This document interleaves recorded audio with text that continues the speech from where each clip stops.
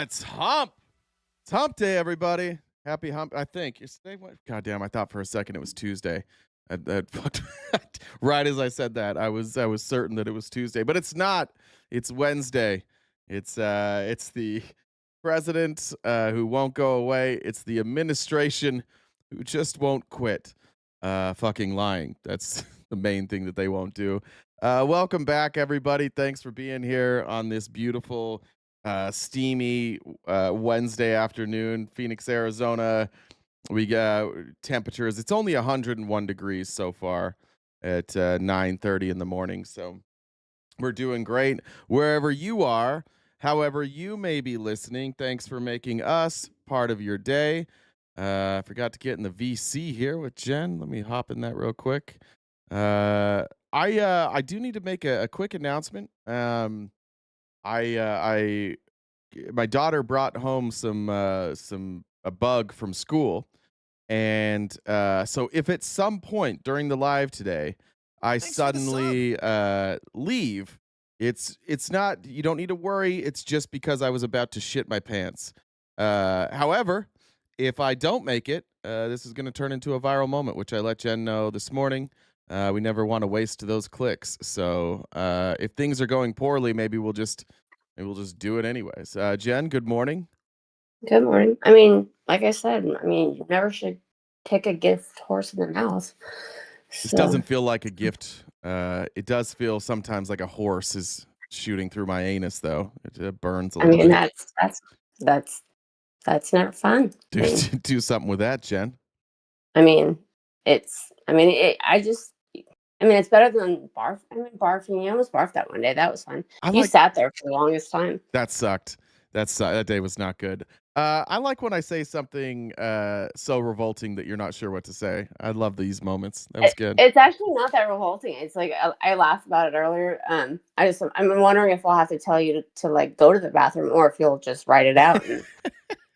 I'm just curious. I've been looking to get a new chair anyways, so might as well end this one. just completely finish it off. Yeah. While you're here, you want to do your announcements? In a different way that people don't love. Yeah. So there's that. So if Jay ends up having to poop his pants, if we can knock out the gift goal earlier, that would be fantastic. So if you look in that top left-hand corner is our gift goal. We need to hit that each day to keep the show going. This is our job Monday through Friday, 9:30 to 1 Pacific time. So Venmo, Cash App, PayPal, Super Chats, all that go towards knocking out that gift goal. If you haven't subscribed to us already, please do so. You can use your Amazon Prime sub on Twitch if you have one. You have to renew that each month. It doesn't automatically do that. On YouTube, you can do a regular subscription, but we bought 4 different memberships. If you'd like to, what? I'm just laughing. I don't know why I didn't catch it earlier, but the phrase is never look a gift horse in the mouth. The idea is that it's a gift, and so you don't inspect it. No, you never want to kick them either. You said kick. No, it's kicking. It's kicking a gift horse. You don't want to kick a gift horse. Both of those are true. Don't kick a gift horse. Don't kick horses. Don't kick. Especially in the mouth. I don't know why you would not look at it. I'd want to look at the gift horse. Well, the idea behind this is to check its teeth, right? To see like if it's in perfect health. But it's a gift. That is a good point, especially nowadays. If somebody gifts you a horse, and it's an unhealthy horse, that's a good thing to check. That's expensive. It's a nightmare. Yeah, those are expensive. But did you say you want to look? You also don't want to. You brought up not looking, but you said looking at its teeth. Because what if it has not great teeth? Maybe you don't want to kick it in its mouth, because that could be a bad thing. What if they have really bad teeth? I'm not sure. We've already gone past my knowledge of. I had horses growing up, but I didn't know anything about them. So I didn't. I'm just flying. I'm raw dogging this horse conversation right now. Don't ever say you're right. Somebody clip out conversation, and in the RTP out of context, just get the clip of Jen saying, "I just raw dog horses." See if you. So I brought the conversation, but it's RTP out of context, not Jen. Yeah, that's fair. So, anyways, if you're on YouTube, you can subscribe for free, but we have different membership options, paid memberships, so you can join us for different events. Jace likes to schedule debates with, the finest of fine right wingers.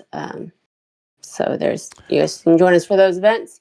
If you guys are opposition RTP, typically they're not here yet, but if you disagree with them, you can come on and talk with him in real time. How you do that is you look at the Venmo, that Jen with 2 N's, Dub with 2 B's, number 1. That is my Discord username. So if you want to talk to Jay about any nonsense this lib is spewing, that's how you get on. Also check out our link tree in our bio. We're on most social media platforms. Jay's on Cameo. We've got merch, and all these episodes are uploaded to Spotify. Jen, remember that Swish sent that message yesterday, and we didn't know what it was. I mean, I'm showing everybody now. I didn't realize this is my mouth. It was yeah. Why is it sideways? I don't know.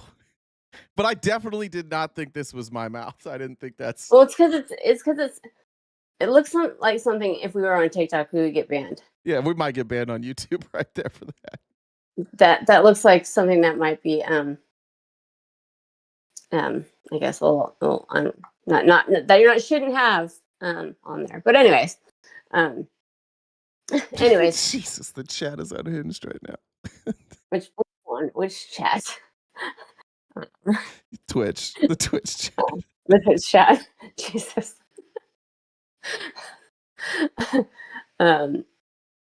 So the Beastie Boys announced an upcoming 5-part anthology collection. Okay. You can get parts A, B, C, and D for free. Okay. But you got to fight for your right to part E. Yes. Yes. Thank you. That's a perfect segue into this. It looks like, and Jen will keep an eye out for updates here. But it looks like Stewart in Georgia, active shooting on an army base in Stewart, Georgia. Shout out to all our friends in Georgia. Hope you guys are safe. If we have any friends there that are serving on that base. But this was breaking just a few minutes before we went live. Breaking news just coming in. Fort Stewart in Georgia is locked down for an active shooter situation. This is according to a Fort Stewart police spokesperson. Let's go live to CNN correspondent Isabel Rosales. What are you learning, Isabel? Hey, Pam, we're working to gather details, but of course the situation still breaking, unfolding, very active. Here's what we do have, that Fort Stewart is under a lockdown. This is per the U.S. Army's Fort Stewart police spokesperson that confirmed to CNN, quote, there is an active shooter, but did not give additional details as to the status of the shooter, how many shooters there could be. No additional details on that. Now, according to the Fort Worth Facebook page, casualties have been reported and the situation is ongoing. Now, Fort Stewart, trains and deploys active and reserve Army units. This is home to the 3rd Infantry Division, and it's just 40 miles to the southwest of Savannah, Georgia. So still a very quickly unfolding situation. We're working to get more details, Pam. Yeah, and I know it's tough in these early moments. We're just getting very little. Fort Stewart is also the largest. There we go. Do we still have Andrew Wilson fans showing up every day? How did that debate go with Andrew Wilson? It went really good. It went really, really well. So much so that Andrew Wilson, for like the first time ever, didn't release any highlights from a debate because he didn't have any. Because he just asked me to define the same word 800 times over and over and over again. I think I came out of that looking good, so you can decide for yourself. If you're a person, though, that likes Andrew Wilson, I'm sure that you thought I did a really terrible job. I will say this, though. If you guys are here, I'm going to issue this challenge, and I could talk to Sarah over at Raging Tomato, too. I would challenge any Andrew Wilson fan at any point during my life or the next time I'm on Raging Tomato to show up and explain to me how I lost that debate. Just explain it. Because I know that you guys all think that Andrew wins debates, but I have yet to meet one of you who can ever explain why he won a debate. What you're seeing on your screen is you're seeing Andrew's confidence, and Andrew was rattled. Make no doubt about it. I've watched enough Andrews. He was completely rattled in that debate, but he's really good at not seeming rattled. So he acts confident, and that's enough for you. Because if you are somebody who thinks Andrew Wilson makes good arguments, you're a fucking idiot. And there's no real gray area there. You're just a fucking idiot. If you think this guy's out here making compelling, good arguments, you're just a fucking idiot. So the challenge is there. I see that you're here in the chat. You're welcome to come up. GenDub1 is the Discord username. You can come up, explain it to me. I promise none of you will. And if you do, you won't be able to explain. You have no idea what he's saying. None of you can make his arguments because they're dumb. Amy Lynn said Jay's mouth is a bearded clam. Jesus Christ. And Swish said, wait, did you like all your close-ups yesterday? Like I said, Swish, I sent that to Jen. I was like, what is this? And neither one of us got it. All right. This is a crazy story. I'm sure you guys have seen this going around. But AI is getting a little bitchy. What was the blackmailing incident that even happened in the pre-deployment? Well, so basically, the Anthropic's Claude 4 Opus model was told that it would be replaced, and it told what it told the AI engineer who it thought was working on it was in 84% of tests that it would reveal an affair that it thought that employee was having because it had access to the emails that it thought that employee had. So it threatened blackmail over this affair in order to not be shut down. Wow. I mean, the manipulation seems to me to be almost a human quality that I'm surprised that AI would be able to personify. And yet, I have to wonder what the solution could be to prevent this very thing from happening. Well, luckily, the solution is that making AI be more likely to do what we want and be aligned with American goals and interests is fundamentally just a science, research, and development problem. And we have barely invested anything in this in the first place. And to the extent that we have invested anything, those investments have actually led to the greatest gains in AI capabilities as well. So if we invest more in actually trying to solve this problem, doing the fundamental science R&D will make a lot of breakthroughs and make it much more likely that AI does do what we want and be aligned with our goals. Ken, this guy says AI is pulling a Coldplay. Yeah, dude, this is not good. This is not good at all. AI is self-preserving. If you didn't get that story, essentially what happened is AI was told it was going to be replaced, and it's like, well, I'm going to make up stories about you having an affair then. Also that, Bowsy, the eyebrow. As somebody who has like a fucked up eyebrow, this one, I have a scar in my eyebrow that came from playing basketball while I was a Mormon missionary. Don't play basketball against wrestlers. They're not that coordinated, and they get low, and it was just some dude. I think I dribbled through my legs, and he appeared to have a seizure and ran his forehead into my head, and it split my eye all the way open.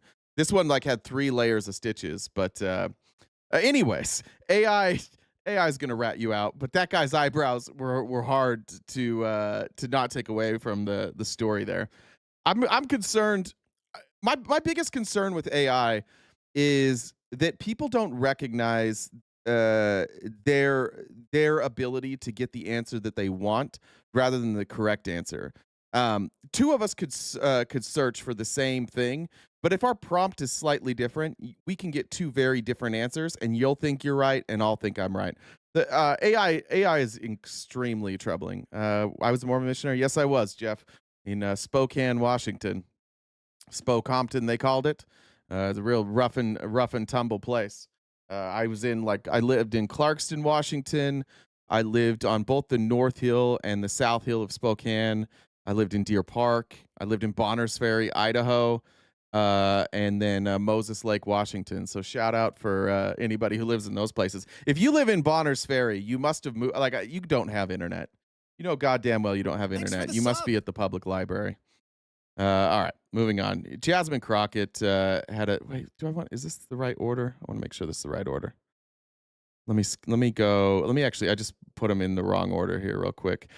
James O'Brien, who again, anybody who has been around for a long time, you know my admiration for James O'Brien. I don't think that there is a single daily news commentator better at their job than James O'Brien. He works for the LBC over in Britain.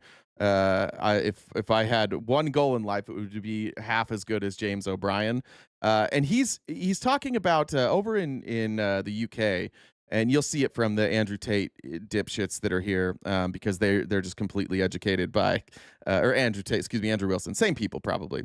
They're just completely indoctrinated with hatred. So in Britain, you'll see a lot of right wingers, people like Tommy Robinson, Andrew Tate, and they're consistently doing the same thing the dipshits over here are doing, where they're always talking about how immigration is ruining the country. Anytime they have the opportunity to show a video that looks like a brown person committing a crime against a white person, they post it, and then they say something like, "How come the news isn't covering this?" Every fucking time.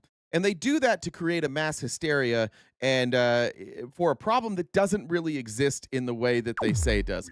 This was alarming from the UK. They went and they polled people and they said, like, what percentage of immigrants do you think are here illegally? And the poll versus reality is alarming. How the hell does half of the country end up thinking that 4% is more than 96? Why is everybody talking about the Sky King right now? But I love the Sky King. Shout out Sky King, R.I.P. So 96% of people who have arrived in this country in the year to March arrived regularly or legally. 4% arrived irregularly, or if you prefer, illegally. Listen, I don't think there's much point me talking to you if you just want to poo-poo the numbers. That's fine. I get it. You have to carry on believing whatever. I'm doing my very best not to poo-poo the numbers today. Amy Lynn said maybe Andrew wanted to see your pretty little mouth form the word harm. Emphasis on it is that you want to believe, regardless of the facts and evidence. We've seen what happens when we let these liars and charlatans hold the floor, hold the room. We end up leaving the biggest single market in the history of humanity and sailing solo into an uncertain and increasingly dangerous world. Those are the people who are, if you like, the sons and daughters of Brexit, the grandsons and granddaughters of Brexit. They've moved on from wrecking the country as a consequence of one massive lie perpetrated on them by people who flee the scene of the crime before the... I do think it's important to acknowledge, at the very least, that the UK at least has some things figured out better than we do. In 2016, when Trump was elected, England did this stupid thing where they decided that you had the Brexit movement and they were going to leave the EU because it was all unfair. It was all these libs running the EU, and they didn't put the what British folks first, and that was an embarrassing, catastrophic failure. So much so that virtually nobody in the UK with any sort of power now still defends Brexit. They learned their lesson quicker than we did, but it's the same thing. It was all identity politics. It was all this anti-woke bullshit. It was the deep state bullshit. And it was a colossal disaster for England. Flames have even died down. On to the next massive lie, which is here, which we are now seeing the evidence of. We are seeing the evidence of what happens when people are fed an unleavened diet of misinformation and or propaganda. They end up believing things that are catastrophically untrue. We are a gaslit nation. We are also a gaslit nation. Hey, Quagmire, could you chill, brother? I understand. We're going to talk about Epstein a lot today. Could you just chill? Like, I don't like that. I think that this might be those left-wing bots they were talking about here. But we're also a gaslit nation. We have become a nation where specifically the right side of the aisle is routinely, like literally every day, lied to, and so much of what you believe are lies. And I'm not saying that the left doesn't gaslight too. I'm not saying that there's not other instances of gaslighting, but specifically, like, this version of Republicans are completely gaslit on everything. You guys got you get lied to about shit that you repeat every day in the chat here. You were lied to about immigration. You still cite the 385,000 missing children. And you still say that was under Joe Biden, that those are children who are missing, who have been trafficked, and that they all happened under Biden. That's like a 20-year rolling number. And it's not even, there's no evidence that these people have been trafficked. There's probably some. I'd imagine you're going to find some people there. You were told that there were these migrant caravans. You were told that that all these folks were coming in, that they were being handed a debit card, that they were being given handouts, that they were getting Medicaid and Medicare. All of these lies that you're told every single day just to condition you to feel a certain way. That's the point of being gaslit. And it's this steady flow of misinformation that is so that comes at such a fast pace that you don't really have time to figure out what's true and what isn't. And it winds up being just a gut feeling over and over and over. And it's really hard to get out from under that, because every time we debunk one lie, it doesn't matter, because you have 70 other lies that have already conditioned you to believe what you believe. And it doesn't matter to you that one thing was a lie. It doesn't matter if two things were a lie. It doesn't matter if three things were a lie. And that's how we get to where we are today. And I want to show you some examples specifically on the right of people who are being gaslit. The first I want to show, this just made me laugh. One, because you have the dumbest fucking celebrities. There's no question that the dumbest celebrities on earth are in the MAGA party. You have to be a dipshit to be a MAGA celebrity. Here is Kid Rock on Bill Maher, and he's going to tell you this story about trading lyrics from his songs for a sledgehammer that busted through the door of Bin Laden's compound. The guy that shot Bin Laden. The guy who shot Bin Laden? Yeah, Rob. You know who that is? He's a very good friend of mine. All right, he's talking about a guy named Rob O'Neill. Let me show him to you real quick. You've probably seen him. Oh, he's cleaning up nicely these days. This is Rob O'Neill. You guys may have seen him talking about Bin Laden. He wrote this book called The Operator, and he says he killed Osama Bin Laden. So he was a He gave me the sledgehammer that went through Bin Laden's fucking bedroom.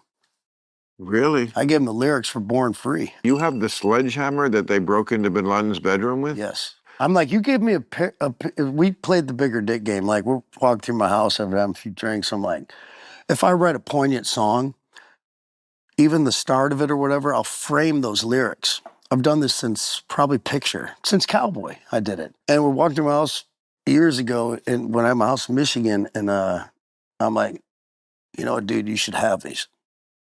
Gave them to him. And he's like, I'm giving you something. I'm giving you a sledgehammer. I went to Bin Laden's house with her. I'm like, you're going to give me a piece of American history for that shitty song?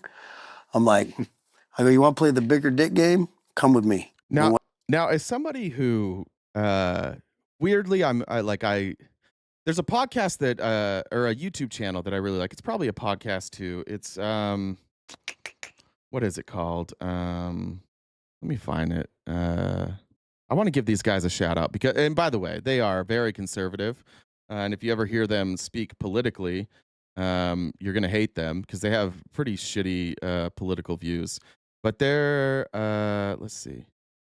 Find this. What is it called? I've referenced them before.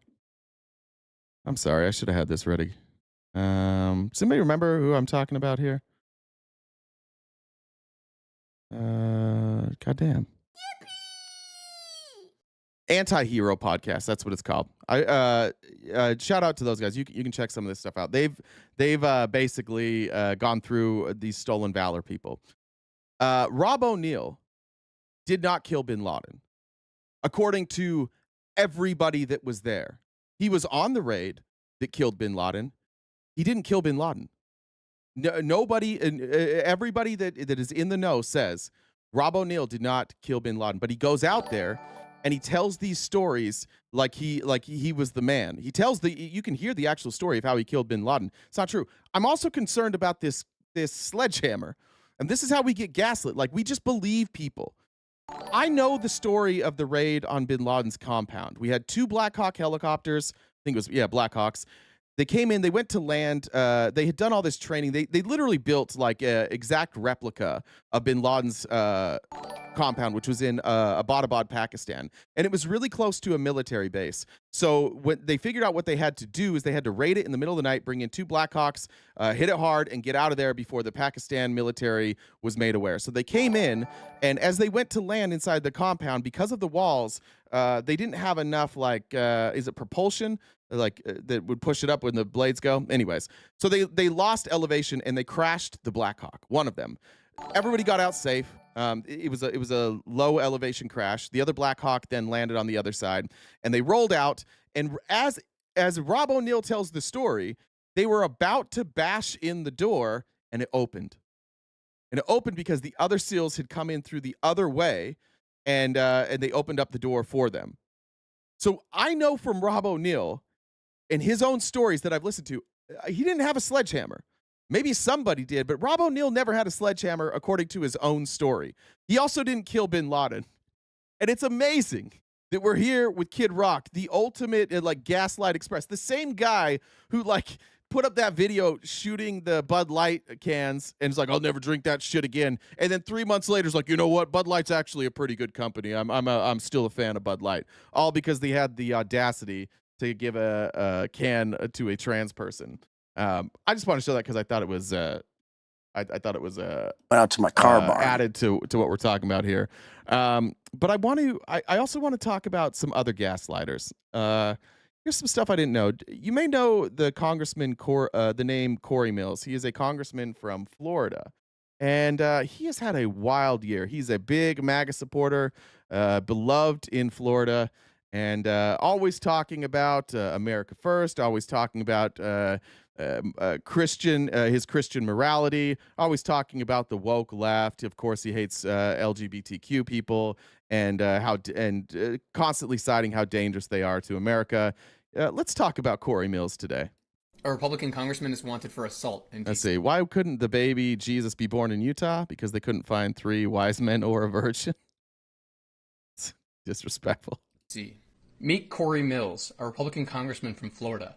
Last Wednesday, instead of being in his district during the congressional recess, Mills was out with a woman who wasn't his wife in Washington, D.C. Week, MPD says it's conducting an active criminal investigation as well as an internal review of the department's response to the case, but no other details provided. According to D.C. police, they were called to resolve a private matter at Congressman Mills' residence in D.C. When police arrived, they found the woman physically shaken and scared with bruises on her body. The D.C. police felt so confident in their report, they sent an arrest warrant to the U.S. attorney for Congressman Mills. But according to D.C. police, the U.S. attorney, who this week called himself Trump's lawyer... Can we just point out that as soon as I brought up that Corey Mills beat the shit out of a woman, all the right-wingers in the chat are like, oh, this is one of those woke podcasts. Yeah, I guess if you're anti-beating the shit out of women, I guess that's woke. If you're anti-woke and this is what triggers you, that Republican man is beating the shit out of a woman while he's married, by the way, which whatever. I don't if people cheat on their spouses. That are politicians. I expect that. I don't care. That's their business. But beating the shit out of a woman, I do have a problem with that. Lawyer refused to sign the warrant. So just to sum things up for you, a U.S. congressman likely beat up a woman that he was having an affair with, and D.C. police are ready to make an arrest, but they can't because Trump's hand-picked lawyer refuses to enforce the law. These are the people that like to claim they're the party of law and order.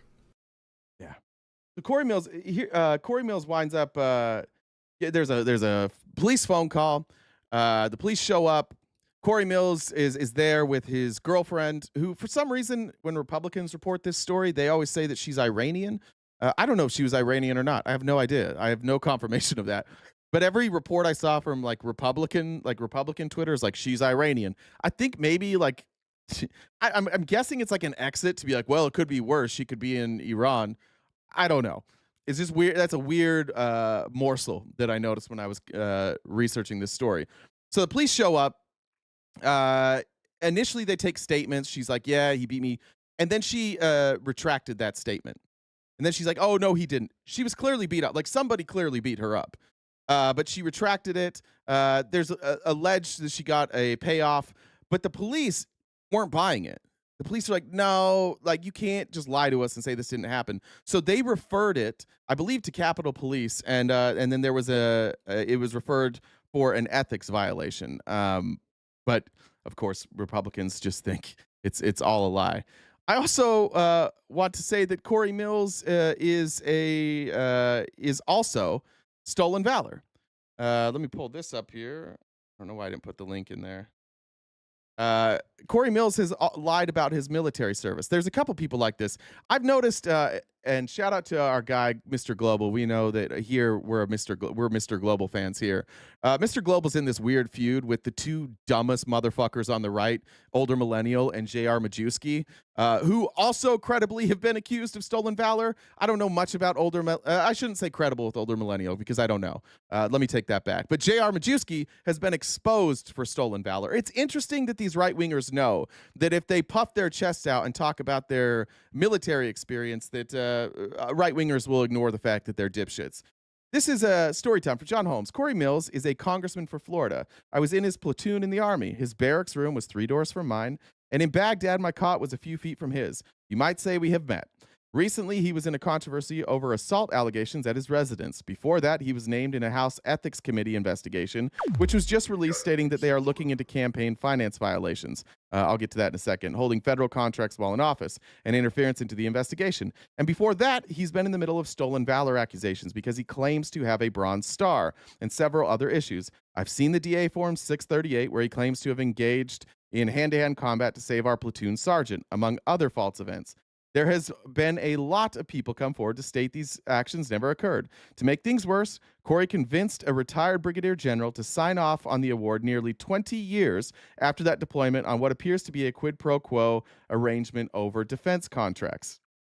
Where was that? After the Army, Corey went on to DynCorp and allegedly claimed to have come from the 75th Ranger and to be a sniper and advanced level medic. According to his boss from DynCorp, they took him at his word and later found out, while in Iraq, that these claims were not true. I know someone, a Republican, that has been trying to get this stolen valor story out, but was told Republicans didn't want to touch it because Corey flipped a blue seat to red, and they need that vote. That was several months ago, but the release of the House Ethics Committee report and assault story looks to finally be catching up to him, and he's getting that news coverage anyways. He's entitled to the presumption of innocence, but has a lot to explain. However, they are more concerned about power grabs by trying to sweep all this under the rug than representing Americans. Demand better of your elected officials. How many more times do Republicans have to lie to you and just say, oh, but the woke is bad, so don't pay attention, before you guys wake the fuck up that you're being played? Even those of you who have like Republican values, Republican ideas, these folks are not Republicans. They are grifters. They are power hungry. And the story of Corey Mills is fucking wild. This is from Drop Site News. I think somebody else has it too. I think maybe The Atlantic has it too. But this is a story out of Drop Site News today. This is Corey Mills, by the way. I know now you may recognize him. He was there when Trump was being charged for one of his New York trials. Corey Mills was there like, he's innocent. We know it. We just know that he's innocent. I think that's where this picture is from, where you have Byron Donalds behind him. Lindsay Langston, a Florida Republican state committee woman and the reigning Miss United States, so this is a Republican accusing him, has filed a restraining order against Corey Mills after reporting him to local and state law enforcement for harassment, threatening to release sexual videos and to harm future boyfriends. Langston told Drop Site News she and Mills began dating in November of 2021 and that she moved in with him at his rented Florida residence last summer. She broke up with him this February when she learned he had a second girlfriend from national news reports. Second girlfriend was the one we talked about that he allegedly beat up in D.C. Mills continued to harass Langston for months. She reported to police last month despite repeated requests to be left alone. As part of a police report she made on July 14th, 2025, she provided local and state investigators with time-stamped digital evidence to support the allegations, which she also shared with Drop Site, and it looks like maybe Atlantic. Maybe Atlantic's just citing Drop Site. I don't know. I didn't read it. The threats from Corey intensified over time, she told Drop Site, from emotional manipulation to physical violence against whoever I date in the future, to threats of having me stripped of the Miss United States crown, something I worked extremely hard for, and a dream that was placed in my heart long before I even knew who Corey Mills was.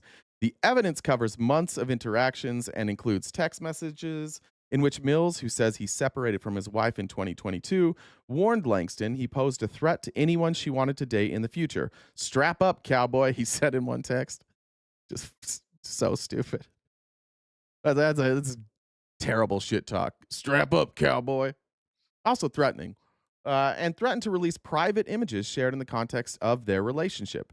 Langston submitted the evidence to back up an incident report she filed with the Columbia County Sheriff's Office last month. Since February, Corey has contacted Lindsay numerous times on numerous different accounts, threatening to release nude images and videos of her, to include recorded videos of her and Corey engaging in sexual acts. DropSite sent a detailed comment request to Mills, who said the accusations were untrue. Before he replied to DropSite, Mills called Langston. So, it's not true, DropSite. I don't know why he didn't think that like DropSite would follow up, or that Langston, who had already given this story to DropSite, would follow up. But before he replied to DropSite, he called Langston from Raviani's number, then sent several text messages asking her to take back her allegations, saying, "Only you can stop this, and I understand your mom is going through a lot of mental health issues," which is ominous. Langston also received a call and text from Mills' general counsel, who told her it is illegal under Florida law for her to share her messages with Mills to a reporter without Mills' consent. In May, Trump signed a new law called the Take It Down Act, which makes it a federal crime to publish or threaten to publish intimate material for the purpose of intimidation, coercion, extortion, or to create mental distress. Mills voted in favor of the Take It Down Act on April 28th. As a precursor, Mills has not been charged with a violation of the act. The same day Trump signed the Take It Down Act, May 19th, Mills sent Langston the following messages. "Let him put his actions behind his mouth," Mills wrote, referencing a man he believed was Langston's new boyfriend. "I can send him a few videos of you as well. Oh, I still have them." Langston told DropSite that the report she made with the Columbia County Sheriff's Office has since been leveled up to state investigators with the Florida Department of Law Enforcement. The incident report obtained by DropSite described months of harassment from Mills, noting that he has also been threatening to harm any men Lindsay intended to date in the future. One text obtained by DropSite reads, "You want to date or be with someone else? Be my guest. But they need to know well in advance that if we cross paths, I don't care this week, this month, or this decade. They better damn well know it's coming every time." I think he's threatening to come on her boyfriends. I'm not sure what he means there. That would be impressive if he has that type of control. Another message, this one from a Mills Instagram account, reads, "P.S. Still waiting on your boy's text, or does he only act tough in front of you? Florida is a small place, and my cousin just moved to Lake City." Then, weeks after that incident, the Office of Congressional Conduct referred Mills to the House Ethics Committee for investigation after finding he likely violated federal ethics, contracting, and campaign finance laws. In July, Mills and the weapon company he founded a decade ago, Paysom, were notified that their foreign creditors were moving to liquidate tens of millions of dollars in unpaid foreign debt that Mills has never disclosed to Congress, despite his personal liability. Days later, Mills' D.C. landlord filed a lawsuit to evict him after he failed to pay 4 straight months of $20,000 rent. On February 20th, 2025, Lindsay was at their new Smyrna residence when she saw on the news that Corey had been in a physical altercation with his girlfriend while in Washington, D.C. Lindsay confronted Corey about the woman, to which Corey told her he was not in a romantic relationship with her, and the press fabricated the story. Lindsay then found a social media account for the other woman and saw posted photos of her with Corey. You motherfuckers, figure it out.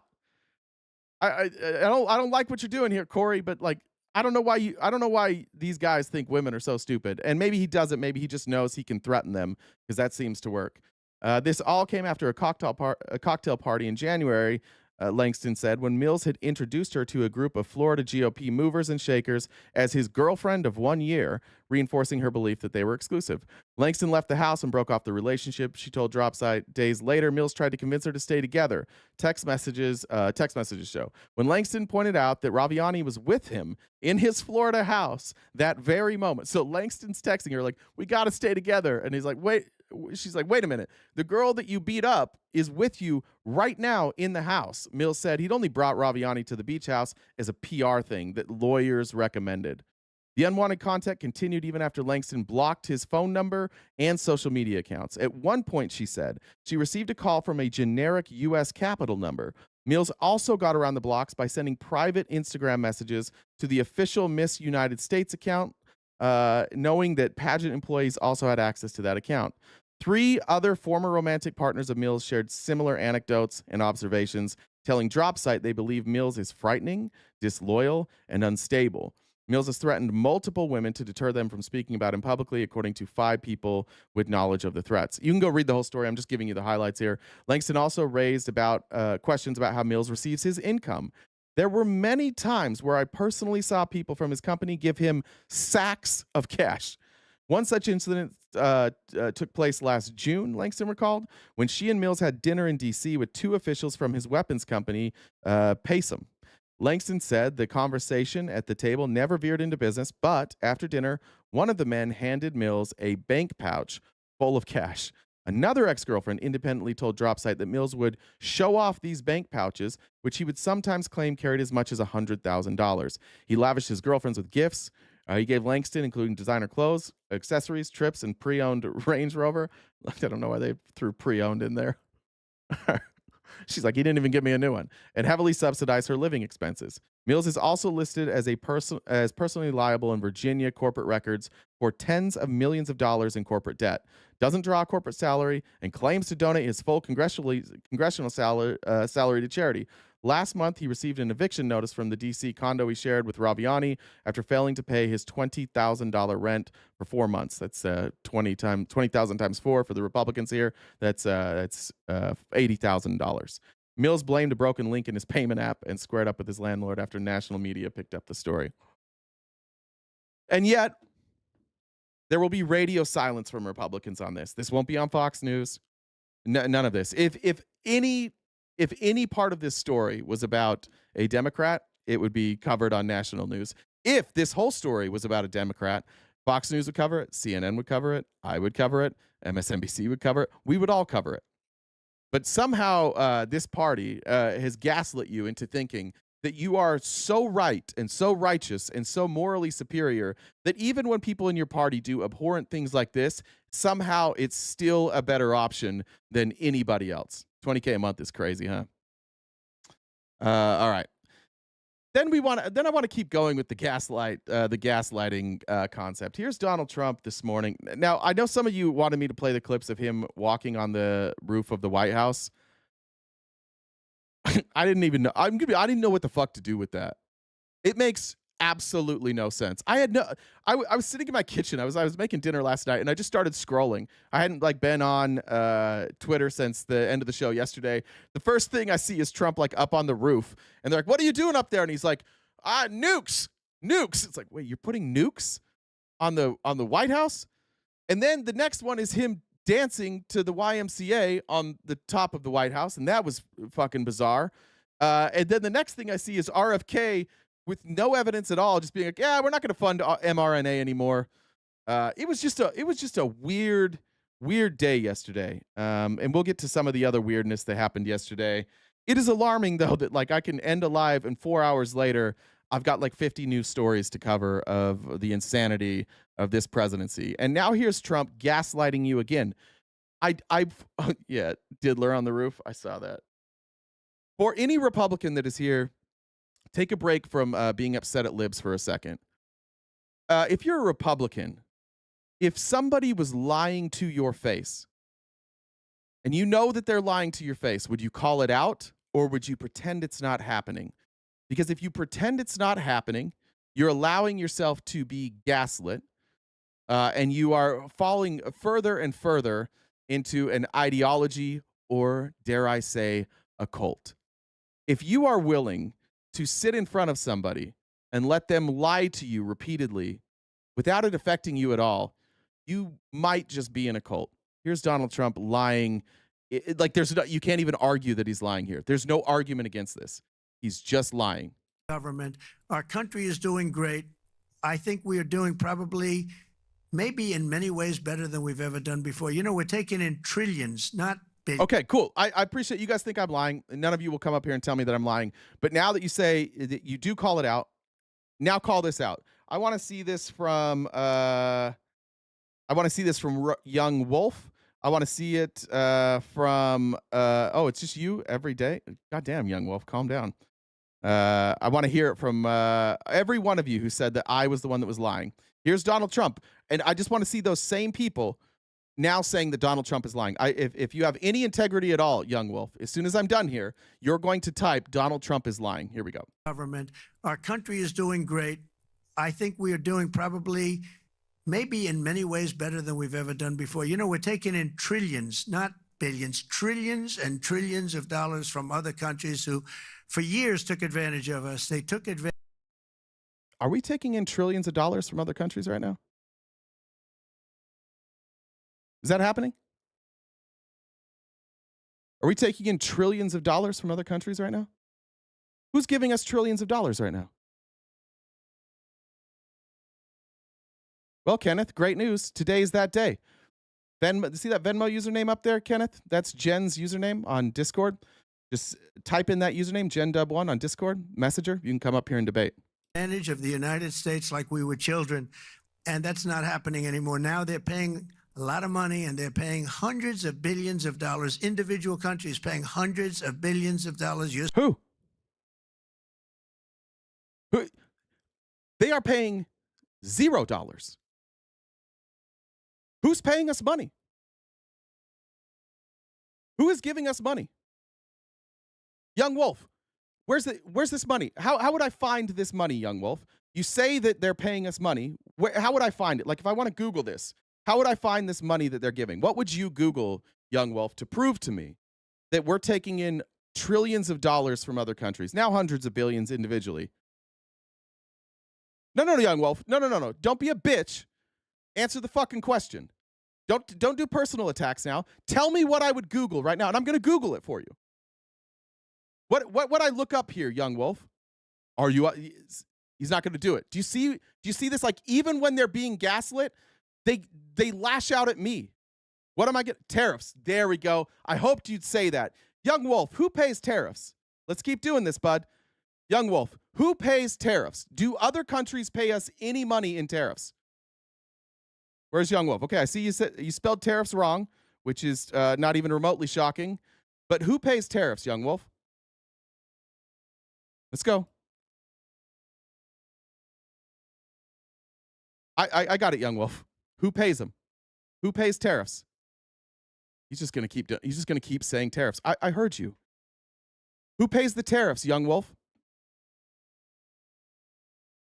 We heard you. There's sixth time. He's just saying the same thing. He's gonna leave. He's just gonna keep saying tariffs and then he's gonna leave. Who pays him, Young Wolf?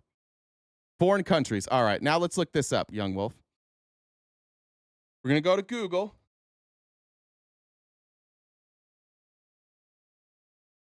Who pays tariffs on imports, right? That's the stuff we import.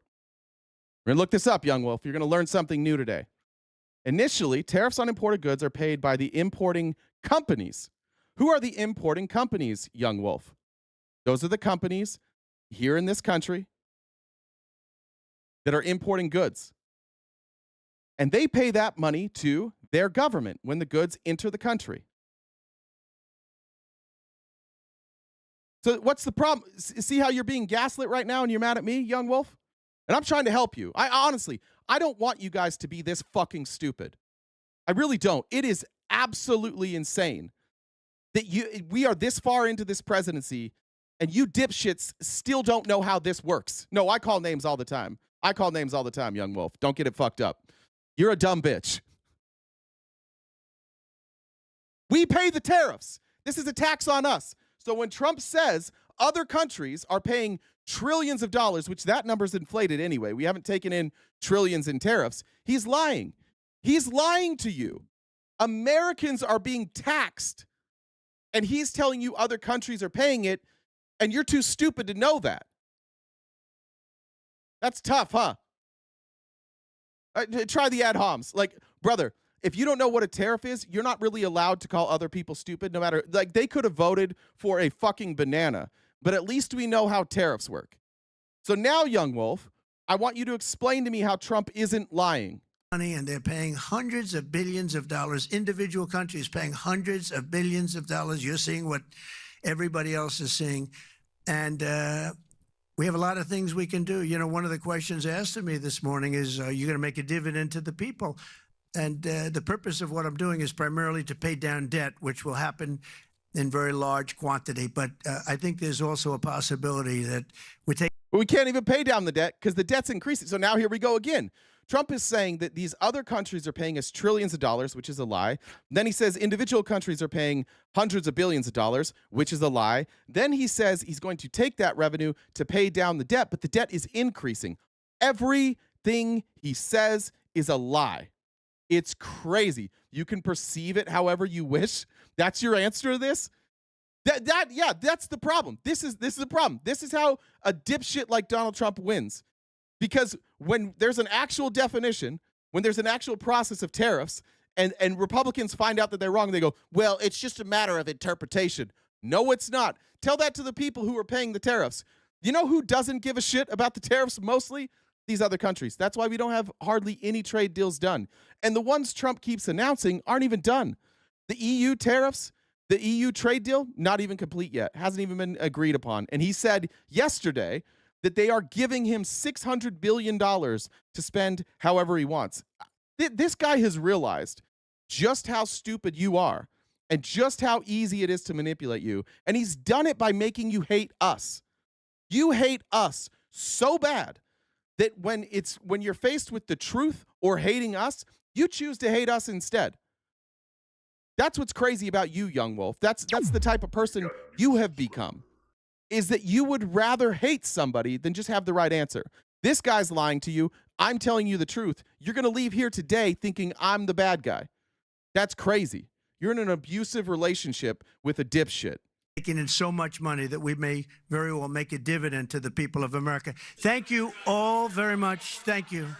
Thank you very much. Thank you. And there's a reason he doesn't take questions after that, because everybody in there is going to say, dude, we are paying the tariffs. How are you telling us that the other countries are paying tariffs?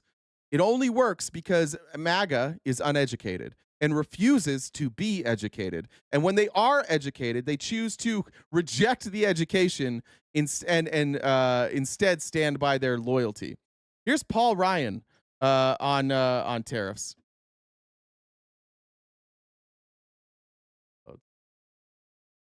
Make of the dialogue here as it relates to both the tariff issue and the Fed issue. We have so many former Treasury secretaries. Yeah. Everybody's trying. It is crazy to me. Look at the Republicans in here. How do I know he's lying? Because they don't pay tariffs. You know, we have a record of where this money comes from, right?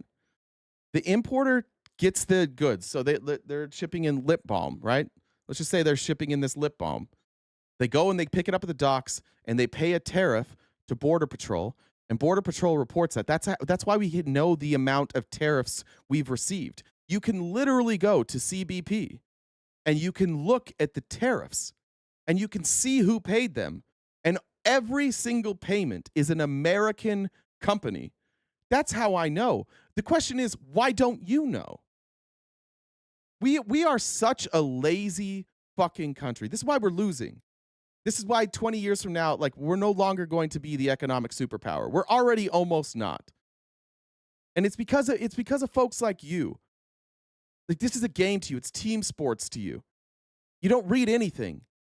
It's incredible to me how many of you day after day come here with the same wrong talking points that are just like categorically wrong and incorrect. And you yell at me about things that apparently I got wrong, and you can't ever tell me what we actually got wrong. And if whoever that was says they're going to come up here and prove me wrong, watch. They won't. Here's Paul Ryan. Trying to figure out what's really going on. Everyone's a little worried about whether the numbers are even going to be real in the future. What do you think? Well, I think we're kind of driving the car with 2 feet. 1 foot on the gas, 1 foot on the brake. On the gas, we've got good tax policy that's pro-growth. We've got regulatory relief coming. And we've got this AI boom that's going to be great for productivity. On the brake, tariff uncertainty. And a debt crisis on the horizon, which is going to, mess with interest rates. So I think all of that combustible mixture is, giving people cause for concern. The latest jobs numbers weren't so good. So I think that's what we're talking about. And the whole point of this conference is, what do you do to revive American prosperity and continue it? So, there's definitely a tariff discussion that's happening. There's a huge tariff discussion. Yeah. How big a deal do you think that is right now? I think it's the biggest deal right now of anything that's out there.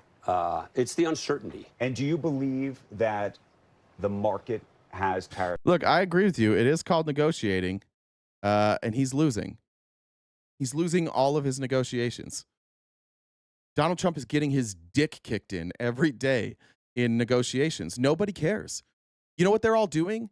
They're all trying to figure out ways to take the stuff that we export, and they're trying to figure out how they can import it to a different country. And they're trying to take their imports and figure out how they can export it, or they're trying to take their product and figure out how they can export it to different countries. Virtually every country in the world right now is trying to decouple from America. They're all running from us right now because of this instability, and they're looking at a president who is leading our country who is just a chronic liar. You have to understand that these countries, Donald Trump's coming out and he's like, oh, every country in the world is calling me. And they're over there going, well, we didn't call. And then they call. They're like, Australia, did you call? No, we didn't call. Iceland, did you call? No, we didn't call. Italy, did you call? No, we didn't call. Kenya, did you call? No, we didn't call. Of course not. Of course we're not calling him. He sent us these demand letters that don't make any fucking sense. None of us, like, and then Trump starts calling them, starts getting them on the phone. You have to understand from their perspective. I understand that you guys like have your heads in Trump's asshole, so it's different for you. But on their end, like, there's no good faith negotiation here. He is crippling our relationships worldwide. And the problem that you guys don't understand is that there is no leverage here.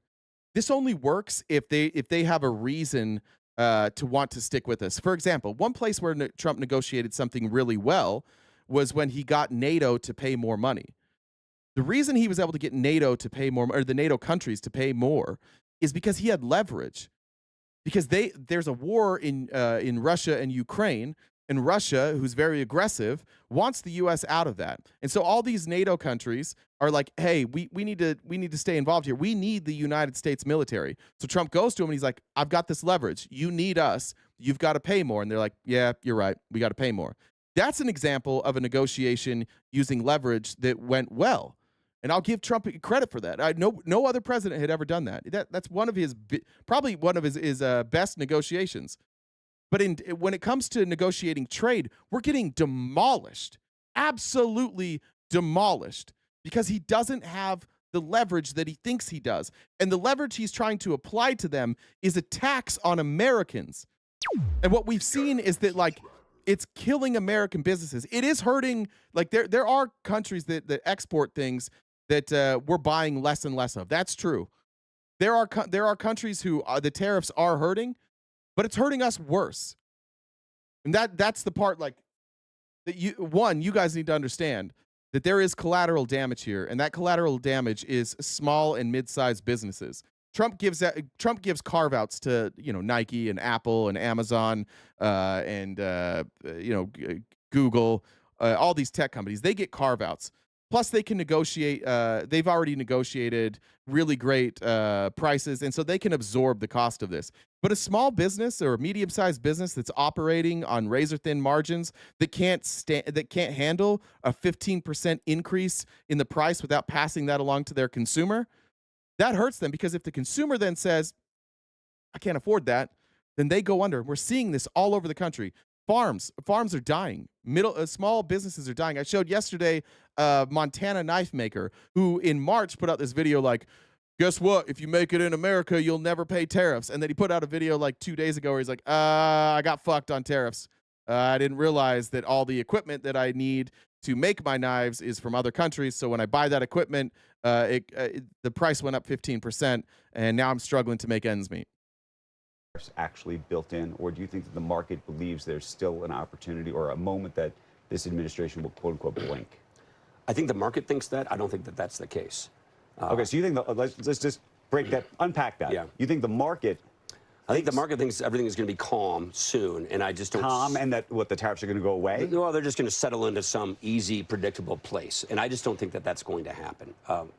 Why do I think that? I think it's more than likely that the Supreme Court knocks out IEEPA, the law that's being used for these tariffs, which doesn't have the word tariff in it. Then the president's going to have to go to other laws to justify tariffs. 232, 201, 301. There's a bunch of laws. Those are harder laws to operate with. They're dual tracking it right now. So you have these agreements. I spent a lot of time on trade agreements. That's what one of my jobs in Congress was at Ways and Means. And these agreements could be a little upended if he loses in court. Then he's going to have to revive a tariff. Plus, I think they justify tariffs based on trade deficits. I don't think that's the way to go, but then they threw a tariff on Brazil at 50%. I like how he says it's not the way to go, as if it's just not entirely idiotic. There's only one person that thinks that this trade policy of putting tariffs on people because of trade deficits is a good idea. Trade deficits largely benefit us, and we're seeing that. Let me read a couple comments real quick. Delusion said, my father-in-law, a hugely successful financial advisor, still thinks tariffs are paid by the other country. I break it down for him every combo. Fuck my life. It's crazy because they don't want to think that if you acknowledge that tariffs are paid by other countries, you have to acknowledge that Donald Trump's a fucking idiot.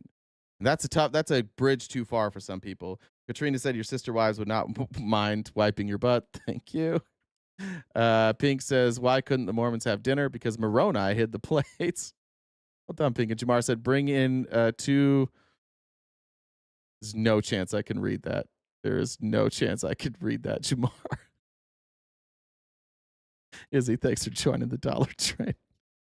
Jesus Christ. And we have a trade surplus with Brazil. So there's no sort of rationale for this other than, just the president wanting to raise tariffs based upon his whims, his opinions. And so I think choppy waters are ahead because I think they're going to have some legal challenges. And so I think it's going to be a while before this settles in. I think the market would like to see a predictable tariff policy that's settled in. But do you think long term there's... All right. There we go. There's Paul Ryan. All right. Then there was this. Trump went on. I showed you this clip yesterday, but Trump, who kept calling Harry Emden, was on CNBC, and he was saying that Harry Emden. He said, "Go watch Harry Emden. My approval number among all Americans is 71%." And he specifically cited Harry Emden, who is actually Harry Enton. And so naturally, CNN had to bring Harry Enton back on and say, like, could you tell us if what Trump is saying is correct? And you know what? He recognizes... Oh, wait, just remember, this guy is... Trump quoted him. So if he didn't say what Trump said, Trump is lying, right? Are we clear? Is that fair? If Trump quotes Harry Emden and Harry Emden didn't say what Trump said, Trump is lying, right? The President of the United States, that we give him a fair shake on CNN, whether it be Newsnight here or CNC News Central from 7 to 10 a.m. I'm usually on in the 8 o'clock hour. Which is why if we did give you a nickname, Harry, it would be Sweet Cheeks. We appreciate the plug there for the morning show. Thank you. Listen, was the president... That's crazy. Real quick, who said that? Almost all countries have high tariffs. Why shouldn't we? Because you hate Trump on a personal level? Y'all are intellectually dishonest at best. Let's extend that logic, Corey Fleming. Let's extend that, and let's just see if you're logically consistent. Tariffs are a tax, right? Yes, you can Google that. Tariffs are a tax on the citizens. So these other countries that have high tariffs, they do it to protect their goods, and that's a tax on their people, right? We agree on that? Okay. Other countries have higher taxes than America to pay for universal health care. Why can't we have higher taxes to pay for universal health care? You just hate libs. That's the exact same logic, right? If you want to be logically consistent, I disagree with that logic. I don't think it has anything to do with that. But see, you make the claim that the only reason we're against tariffs is because we hate Trump. Well, if you're logically consistent, then you think that because other countries have high taxes, which tariffs are, to pay for universal health care, then we should be able to do that, right? Is that correct? Did I get that right, Corey? Get that one right? Correct about the polling, though. No, I don't think the president was correct. I give him a fair shake. I don't give him a positive spin. Guys, mute Young Wolf for 2 minutes just for being a dumbass. Yeah, it's petty. Dude, you got to go 5 minutes. Young Wolf, you're muted for 5 minutes. You got to go look up tariffs. You got to figure out, you have to go research how tariffs work. You've got a 5-minute mute. You can watch, but you can't comment for 5 minutes because you won't admit when you're wrong. Look, he is not at the highest point he's ever been. Take a look at his net approval rating, where it is right now. It's negative. He's underwater, right? You compare that to where he was at the beginning of this term. He was 6 points above water. Now he's 9 points below water. If we are comparing him to other presidents at this point in their presidencies, he is the second lowest on record compared only to himself who does worse. If we're comparing him to other second terms, he's certainly in the bottom of the list, not nearly all the way at the bottom. Richard Nixon was at a worse position at this point. But when you're comparing yourself to Richard Nixon and you're saying that you're doing better than Richard Nixon in your second term, that's not exactly a good position to be in. By the way, where was that guy that said he was coming up to debate? I don't remember who that was. Did they bounce? It was any day. I'll debate you any day, they said. I don't know where that person went. So Trump then lied about Harry Enton. Do you guys care? This is now back-to-back videos of me showing you that Trump lied. Do any of you care about that? Do any of you care that he lies right to your face? Remember that what I'm claiming here is that you are being gaslit. You're being lied to every single day. I'm showing you example after example after example. And every time I show you an example of you being lied to, you get more mad at me, which is crazy. That's a crazy way to live your life. Here is now is this where we want to go? Yeah, this is where we're going to go. Now I want to move on to even more gaslighting, specifically from Tulsi Gabbard. If you weren't here yesterday or you weren't here last week, you know that we've done what Tulsi Gabbard's going to ask us to do. On Laura Ingraham, who got some new lips. Congratulations, Laura Ingraham, on your new lips. She sounds like she's got a mouthful of food now, or her lip was stung by a bee, but congratulations on your new lips, Laura Ingraham. And she's just pointing out this person over here in the pink, Tulsi Gabbard, said, we have irrefutable evidence that that Obama was the mastermind of some intelligence manipulation. See what she has to say about that. There's irrefutable evidence that Obama was the mastermind of this intelligence manipulation and the perpetuation of the Russia hoax. What is that irrefutable evidence for our viewers tonight? Yeah, Laura, you know, as you were... Okay, here's the question she's asked. What is the irrefutable evidence? What's the irrefutable evidence? Playing those clips of these people like Morning Joe seemingly befuddled, saying that by no account is any of this true. Okay, I was befuddled. So she can loop me in with Morning Joe. I was befuddled by that. She's talking about everybody that covers the news that was befuddled. That was me. I was one of the befuddled people who said, I don't see any evidence that what you're saying is true. I would challenge them to see if they've actually read the documents, every single page of the documents that we've released over the last couple of weeks. If not, go. Oh, yeah, I did that. Yeah, I did that. And I covered it live. So there's actually a record of that. You can go back from yesterday's stream, and then it was last week. I covered it live. So remember, the question she's asked was, what is the irrefutable evidence? And this is what gaslighting looks like in real time. The question she's asked by Laura Ingraham is, what is the irrefutable evidence? And so far, she's said, none of you read it. Well, I did. So what's the irrefutable evidence, please, Tulsi? odni.gov, G-O-V. It's all right there for anyone to see. And those who go in and read this will see how President Obama directed that a National Security Council meeting be called to talk about Russia. True. That the report that came out of that meeting was filled with tasks that were delivered by James Clapper's assistant. There were no tasks in that meeting that were discussed. I don't know what she's talking about. Obama did not assign any tasks. Obama said, can you please give me a briefing? Because for that entire year, intelligence agencies, the CIA and the FBI, had been reporting back on Russia's involvement in our election, which they always do. Right? We do it to them. They do it to us. Nobody doubts this. Don't be a dummy that's like, oh, they didn't do it. And so Obama just said, like, I want to recap. He didn't give like specific assignments. This isn't true. Again, what is the specific evidence here? The question that was asked is, what is the irrefutable evidence that Obama tried to undermine the person that the American people chose to be, or no, excuse me, the evidence that Obama was the mastermind of this intelligence manipulation and the perpetuation of the Russian hoax. What is the irrefutable evidence? So far, she said, nobody read it. I read it. And now she's saying that there was a list of tasks, which there isn't. To John Brennan and to other elements of the intelligence community. John Brennan was the head of the CIA at the time, all saying per the president's direction, per the president's order. And very specifically, they were tasked to create an intelligence assessment that detailed how Moscow tried to influence the election. Not if, but how. Yeah, but everybody knows they did. We already knew that they influenced the election at that point. Trump knew it. Trump was literally on stage during the debates acknowledging that Russia was influencing our election. There is not a single person in any intelligence agency that doesn't think Moscow was trying to influence our election. The CIA's confirmed it, both Obama and the FBI. Obama's CIA confirmed it. Obama's FBI confirmed it. Trump's CIA confirmed it. Trump's FBI confirmed it. This is nobody doubt. Tulsi Gabbard in 2019 confirmed it. She put out ads on TV talking about how Russia interfered in our elections. Nobody doubts that. If you're a person right now who thinks that that's not true, please send me your email. I have so much stuff to sell you. And this was the beginning. No, Young Wolf, I mute people to be petty sometimes. Young Wolf, here's another chance. Young Wolf, who pays tariffs? Sorry, we'll continue this. We got to see if we got to keep muting Young Wolf. Young Wolf, who pays tariffs? Is it other countries or is it American companies?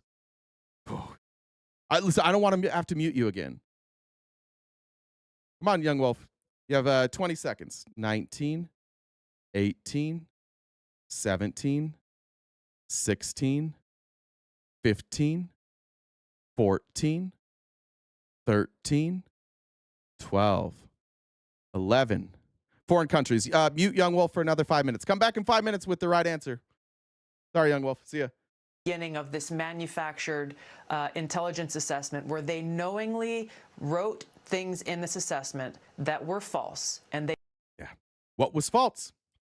What was the specific? I have irrefutable evidence. What did they write in there that was false?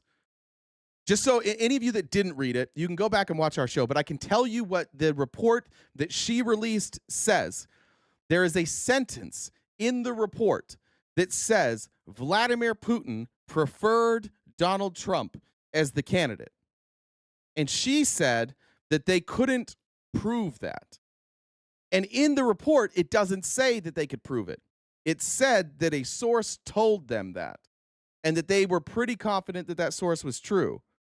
And then what's crazy about this is that Putin himself has confirmed this. Let me find the video. I should have had this. Where is the video?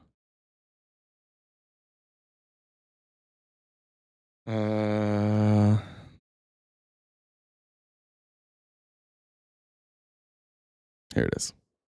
Here's Putin confirming it. In an appropriate did you want legal President framework. Trump to win the election, and did you direct any of your officials to help him do that? Did you want Trump to win the election, and did you direct your officials to do that? Yes, I did.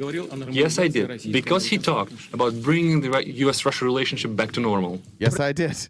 Yes, I did. Said it twice. Yes, I did. Yes, I did. So this big bombshell that Tulsi's talking about, and she's not going to say it on Laura Ingraham because it's stupid, and she knows that. And I don't know what Tulsi's doing. I have no idea why she's lying like this. But Tulsi Gabbard knows that Putin wanted Trump to win. She ran on that. She knows that. Now here she is. She's going to talk about this created lie. She's getting real creative with this. Now she's going to tell you about a lie that was created. You tell me what the lie was. This is documented in what we released, all coming together to create this lie with the intent of delegitimizing the duly elected president of the United States because the person they wanted to win actually lost. And the American people made their own choice in spite of everything that happened in that 2016 election, and they chose Donald Trump. In spite of what? This all happened after the election. See what they're saying here? This doesn't make sense. She's saying that they tried to influence Americans' decision, but this ICA report was conducted. I guess it was authorized in December. The election was in November. I'm very confused by what they're saying here. But just so you know, the entire claim is that there was a sentence in the report that said Putin preferred Trump. And they don't think that there was. In fact, they don't even argue in the ICA report or in the congressional report. They don't even argue that that wasn't possible. What they argue and what they suggest is they say you need to be more clear about exactly how confident you are in that statement, and you need better footnotes. That's what Tulsi Gabbard released. This isn't my words. Like, we read it. We pulled the document. We highlighted. We read it. It's exactly what she released. And they said, you need to be a little more clear and you need to have better footnotes. And that's what we're alleging this crime is. Be a little more clear and have better footnotes. Okay. And then Putin confirmed it anyways. Putin confirmed that he did do that. This was not a one-off thing. This wasn't just... You take Putin at his word. Well, yeah, all of our that's a crazy thing to say. All of our intelligence says that Putin preferred Trump. Putin says he preferred Trump. Trump is on TV saying, Russia, get this stuff to me. He took a meeting with Russians to get dirt on his political opponent. They offered dirt on his political opponent in exchange for undoing the Magnitsky Act.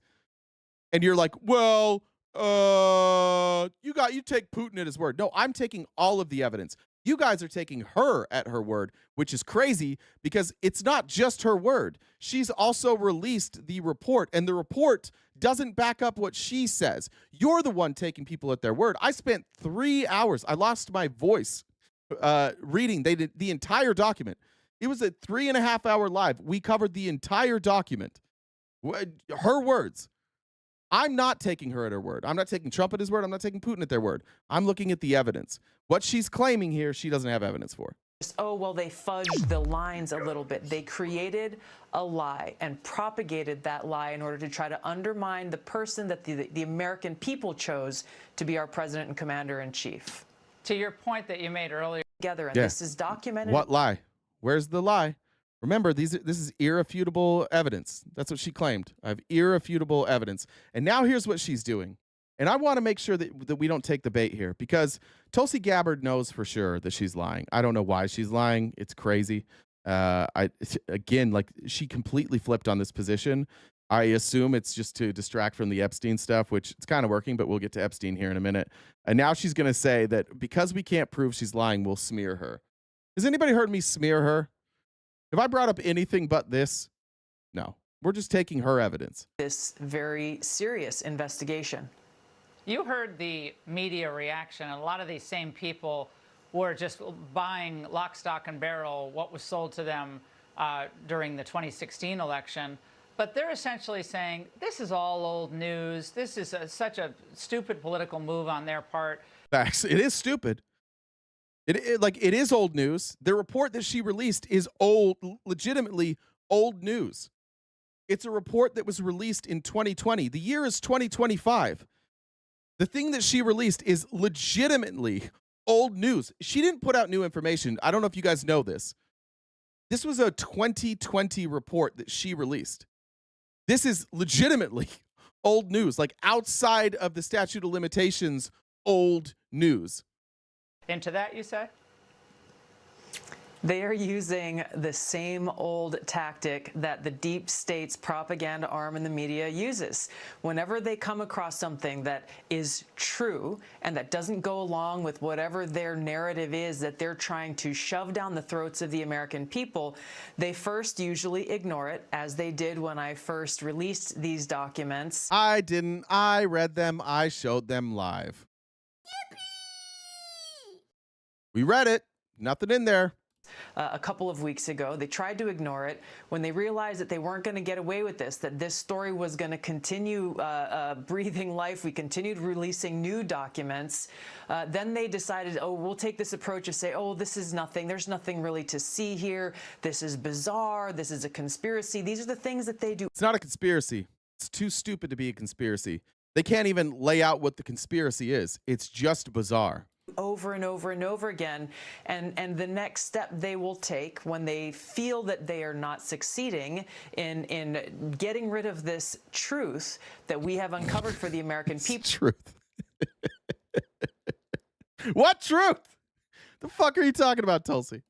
Then they will go down the route of we must destroy and smear and attack the credibility of those who are delivering the truth to the American people. They've done this to President Trump. They've done this to me. They've done this to so many different people, once again, who are trying to tell the American people the truth and expose these people, many of whom you just showed, for who they are as the propaganda arm of the deep state. It's crazy. Look, all you have to do, you don't have to believe me. I don't think you should believe me. But you can go back and you can watch it, or you can read it yourself. She told you. Ironically, what she said at the start of this is all of these people are going to have opinions, but have they read it? I have. I have an opinion. You haven't. You also seem to have an opinion. Tulsi was talking about you. When you're out here when you're like, why are you so smart? It's not that I'm so smart. I read it. You didn't. So why are you so confident that I'm wrong and she's right? I read it. You can go read it yourself. And I'll issue this challenge. $100 to anybody in the chat who can, with the source, tell me what crime they're alleging. Go read the report and tell me what crime they even claim. I'm not even asking you to prove a crime happened. Go in that report, tell me what crime is alleged. Did you know that report doesn't allege a crime? Would you be surprised to know that the report she's talking about doesn't allege any crime? It doesn't point to a crime. Would you be? I was surprised by that. I thought at the very least, when Tulsi Gabbard came out and said, treason, this report shows treason, I thought the report would be like, here's the treason. It doesn't even say that. In fact, the first thing it says is, this is actually a really well done report. And they seem to have done everything by the book, except for this one instance where there's a sentence that they seem to be too confident in the source. And they should have articulated that a little bit better and added a better footnote. And yet this is what I'm talking about, like being gaslit. This is what I talk about, like being in a cult. I've got the chat fucking outraged. You guys are losing your minds, and none of you read it, but I did. So when she talks shit about people, when she talks about these people in the media, like Morning Joe, who I guarantee didn't read it, and she's like, these people, they just get outraged and they don't even read it. She's also talking about you. If you are mad at me and you didn't read it, she's talking about you. Just like I said, $100 to anybody who can come up, cite in the documents that she released where the alleged crime is. That's a fair deal. None of you guys want $100? It's so easy, right? Like, I'm such a liar and she's so right. It should be very easy. You can chat GPT it if you want. Google it. Just find the part that says there was a crime. That's a free $100. Why wouldn't you do that? Why wouldn't you message Jen Dub on Discord and get $100 for free? Curious Red Monster said, not RTP saying let's do some content together, Oslo, and then going out for a carton of milk and never coming back. Listen, if you want to do content, if you're waiting for me to come up with an idea, you're gonna be waiting for a long time. But if you have an idea, I'm open. Ryan said, for the MAGA being pussy bitches, still won't debate. Yeah, none of them are ever going to debate. They know they can't.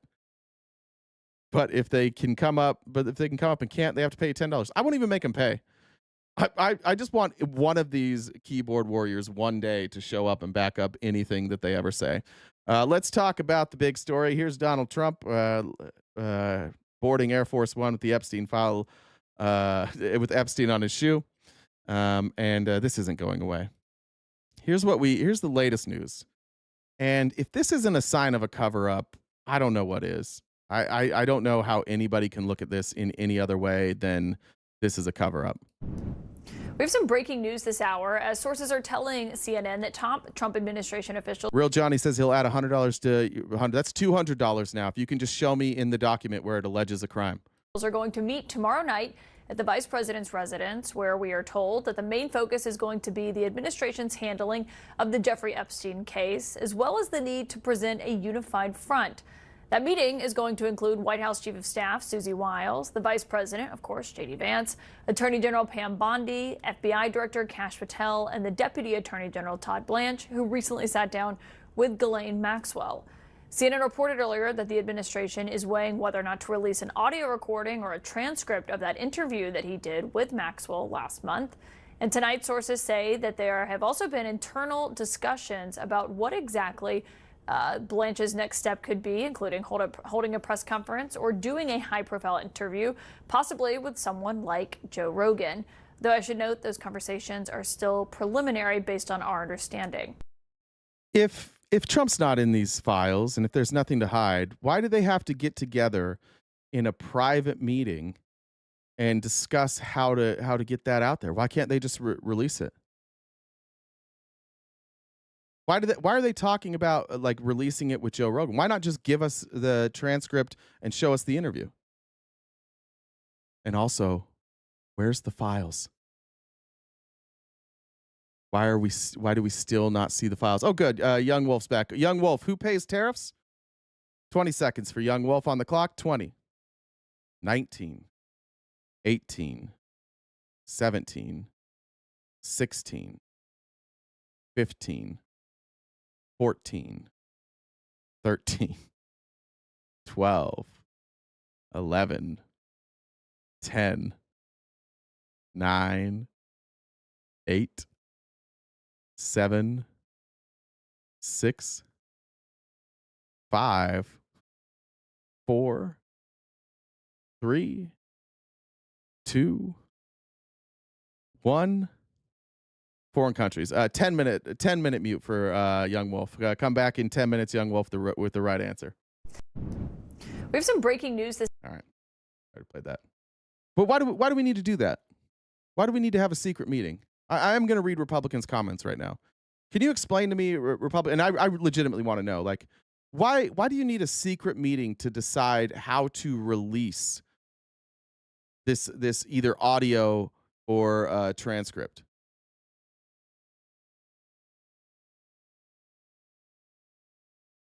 Anybody? What's the excuse for this? Why would they have this meeting?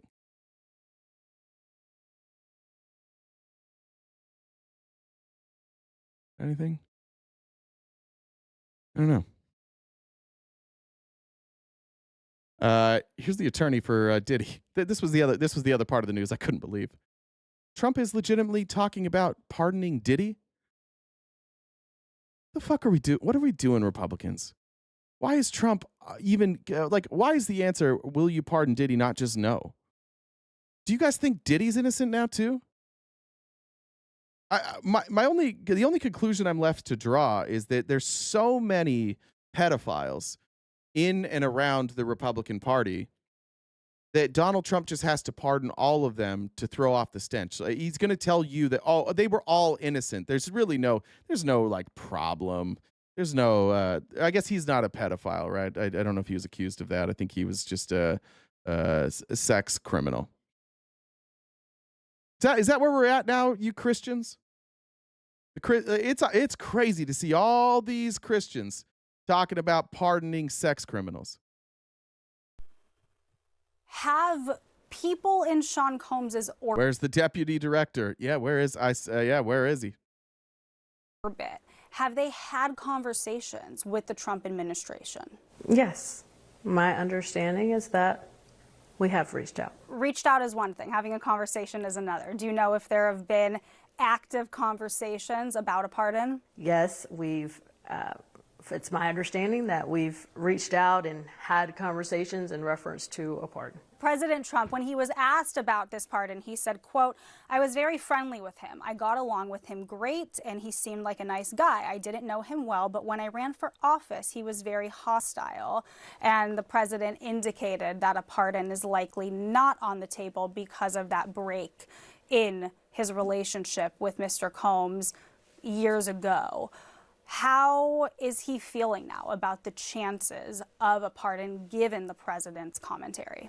I think that Mr. Combs is a very hopeful person, and I believe that he remains hopeful. He's not going to pardon Diddy. He has literally no reason to. Maybe Diddy has dirt on him.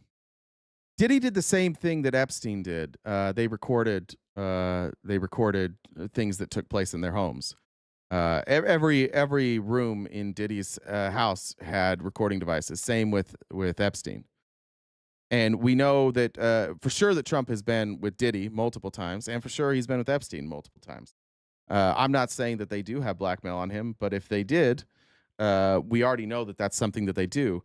What's a better explanation for why Trump even floats this idea? Brianna said, "Witches don't fart; they cast smells." Hey, Jen. Hey, I don't know if you follow. I mean, I didn't follow the Diddy trial very closely. I didn't either. But a lot of. But I watched some things here and there, and a lot of the parties were at Trump hotels. Oh, really? I did not know that. Yeah, I remember watching it. It was something I noticed.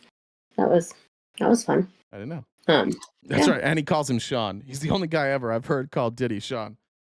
Right. All right. So we've got about 2 hours left of the show.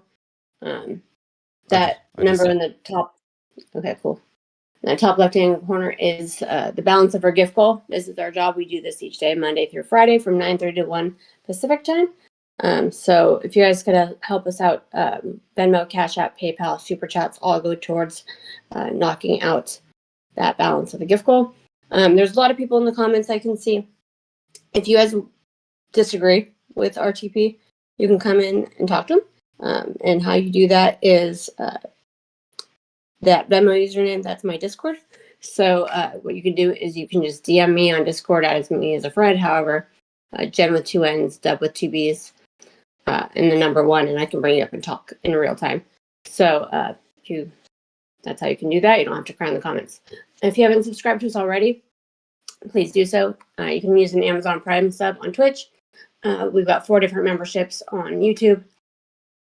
And you can check out the link tree in our bio. We're on most social media platforms. We've got merch, Jay's on Cameo, and all these are updated to Spotify. So, yeah, so like I said, we got about 2 hours left to hit the gift goal. I mean, you guys, we could do a lot better. I mean, I know you guys have done better. We should be a little further along within that number. So if you guys don't want to disappoint me again, I mean, you could help us out there. So I just wanted to make a statement to algebra. Okay. Please stop asking us to find your ex.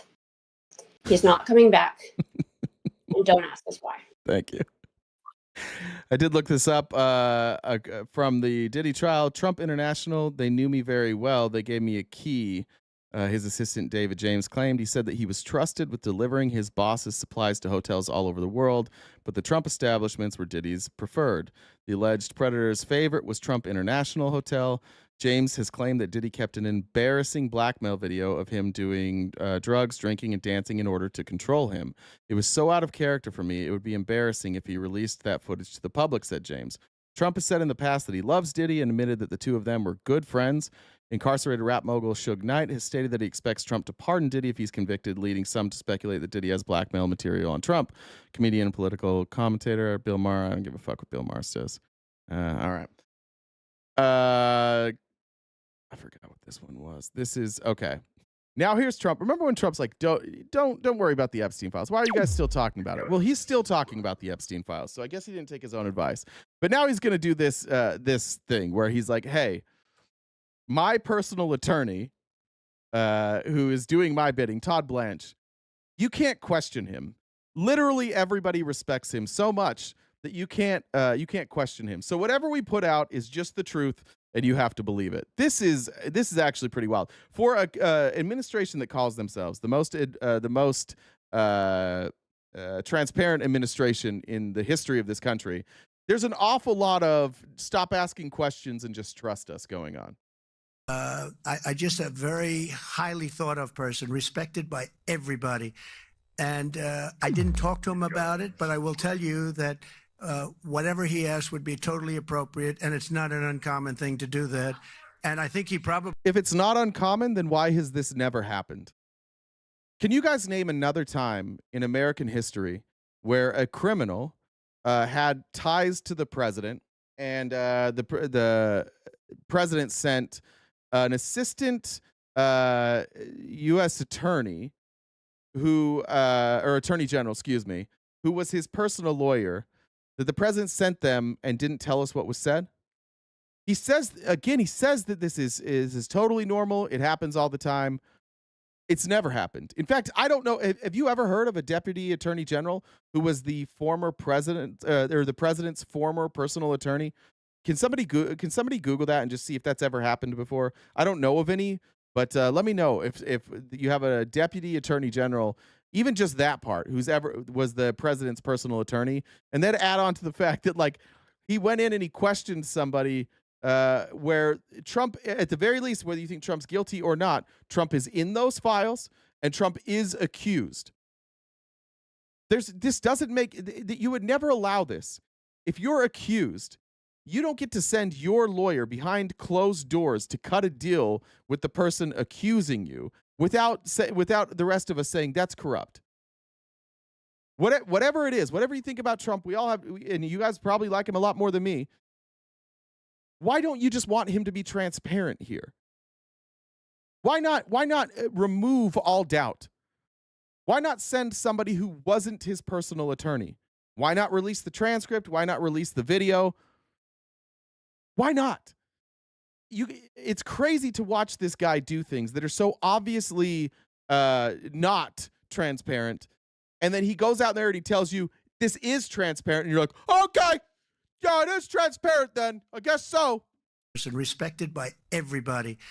And I didn't talk to him about it, but I will tell you that he is not respected by everybody also, by the way. Go find me people that are speaking highly of Todd Blanche that aren't in this administration. Whatever he asked would be totally appropriate, and it's not an uncommon thing to do that. And I think he probably wants to make sure that, you know, people that should not be involved or aren't involved are not hurt by something that would be very, very unfortunate, very unfair to a lot of people. But I will say this, Todd Blanche is one of the most highly respected people you'll ever meet. So I know this. I didn't discuss it with him, but anything he talked about. What's crazy to you guys, like that comment from the chat saying that if Trump was in the files, Biden would have released it. I don't know if you know this. Trump is in the files, and Biden did release parts of the files. But again, if Trump is in the files, or if Trump's not in the files, just reverse it. If Trump isn't in the files, why not release it? Right? He's the one that said he was going to release it. Biden never even promised to release files, and yet he did. Trump's the one that said he was going to release the files.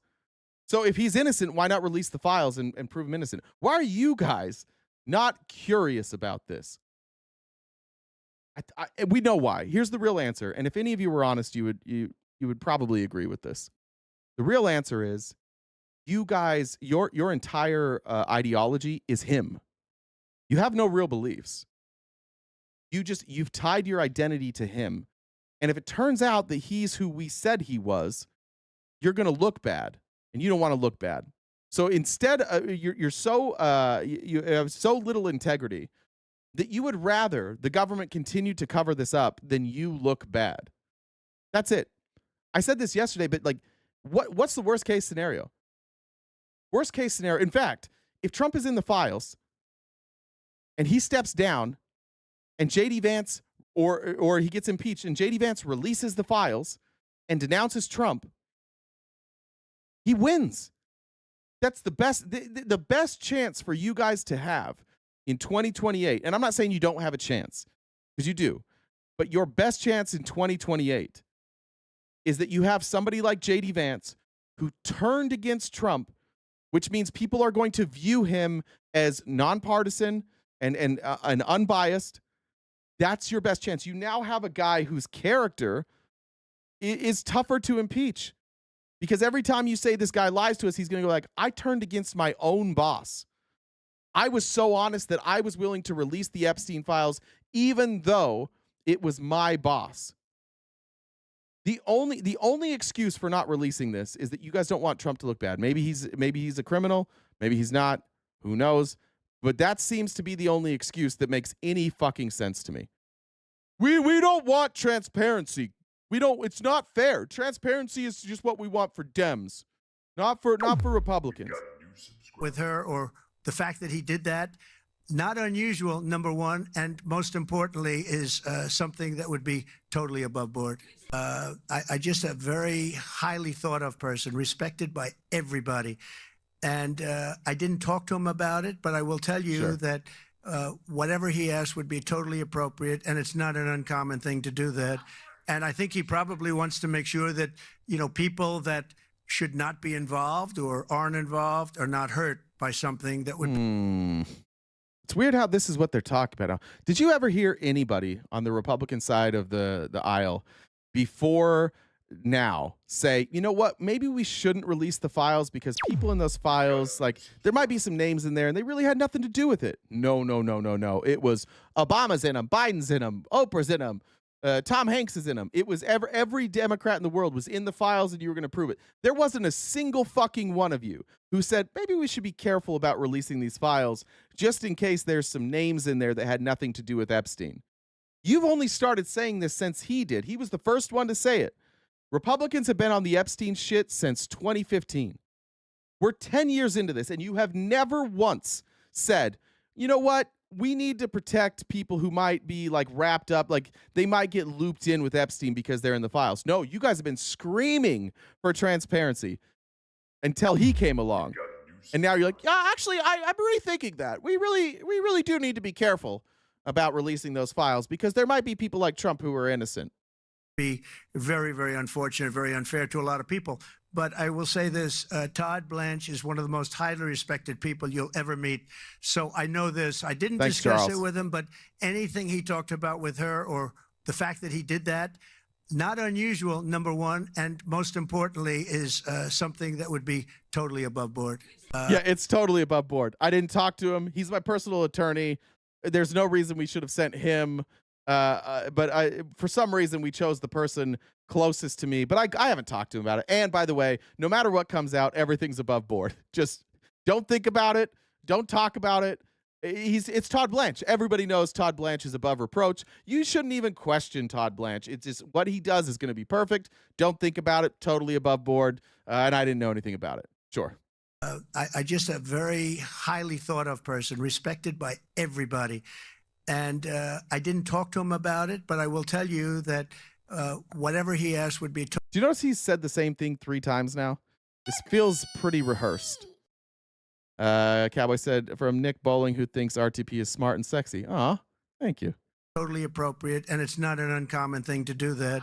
And I think he probably wants to make sure that, you know, people that should not be involved or aren't involved are not hurt by something that would be very, very unfortunate, very unfair to a lot of people. But I will say this, Todd Blanche is one of the most highly respected people you'll ever. 4th time now. 4th time. He's conditioning you. This is how this works. This is the gaslighting that we're talking about. That's the whole theme of today's show, is being gaslit. And one of the ways that you get gaslit is by telling you, you know what, you're crazy for thinking about this. Look at the facts. The facts are that Todd Blanche is perfect. He's above reproach. Everybody respects him. That's the 4th time he's said that now. This is how gaslighting works. You just repeat it, repeat it, repeat it, repeat it. Remember when Trump said to Republicans, if anybody asks you about Epstein, talk about Obama. He knows what he's doing.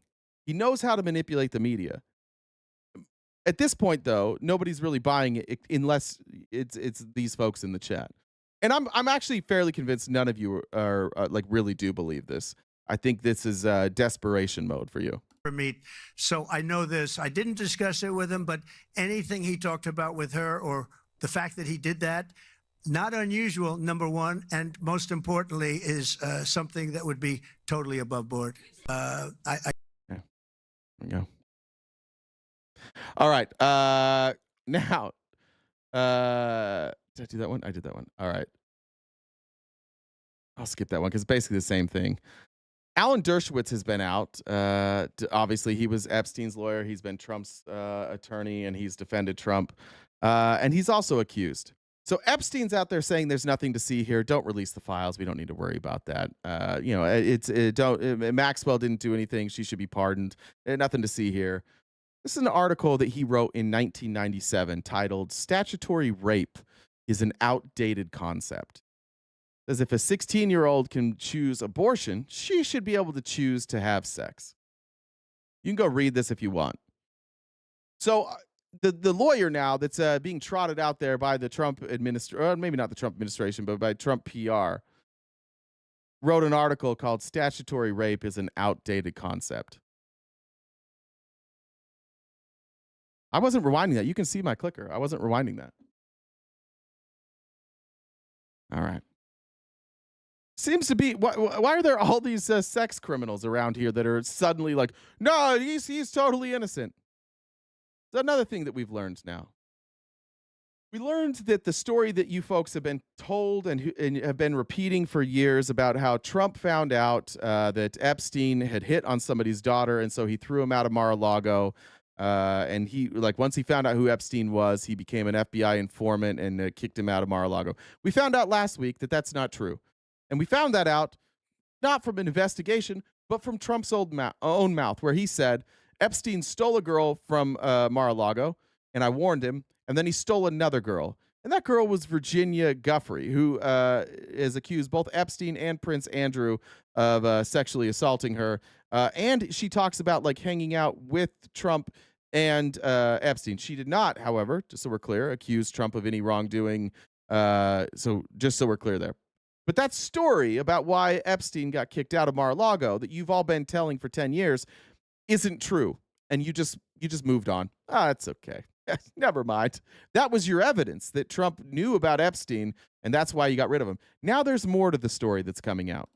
And it gives a different account of their split. Quote, Epstein was a member of the Mar-a-Lago Club until October 2007, more than a year after he was indicted and released on bail, according to the book, The Grifters Club, Trump, Mar-a-Lago, and the Selling of the Presidency. The Daily Beast adds, in the footnotes of their book, the team of Miami Herald journalists behind the book reported, quote, the authors viewed a membership list showing that Epstein's account had been closed in October 2007. So let me ask a question, everybody. When did they have that conversation? He kicked Epstein to the curb. What year was that when that happened? Was that in 2007 or was that in 2005 or 2003? I mean, can we just stop with the craziness, thinking that Donald Trump somehow did the Heisman with his relationship with Epstein? They were buddies. They were buds. They were wrapped up. So what happened to that story now? So now Epstein was on the rolls up until 2007? God damn, that story changed a lot, didn't it? For the most transparent administration in history, and for a guy that you guys think is pretty fucking innocent, God, that story just keeps changing. Is it normal for innocent people to have their story change this often? If this wasn't Trump, like if you weren't in Trump's corner, do you think if you saw a story changing all this time, you'd think, yeah, that person's probably being honest? It's they're probably being real honest. That whole story is falling apart. Now what's the defense? By the way, do you know when Epstein got his deal? 2008.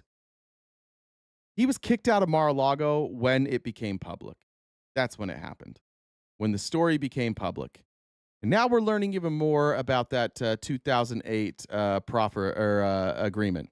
In 2008, after Epstein is accused by multiple women, and many of them at the time were abused when they were underage, the FBI now, who we were told had nothing to do with it, we now know that the FBI was involved.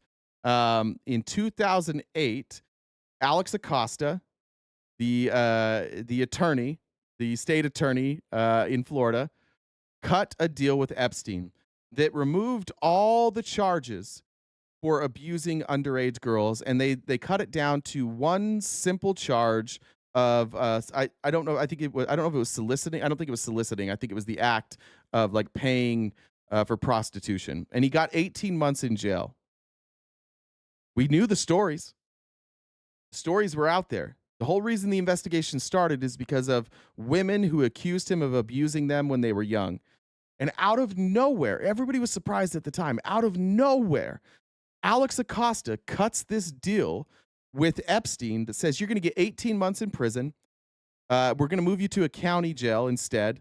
And we're going to give you work release so that you can leave 12 hours a day.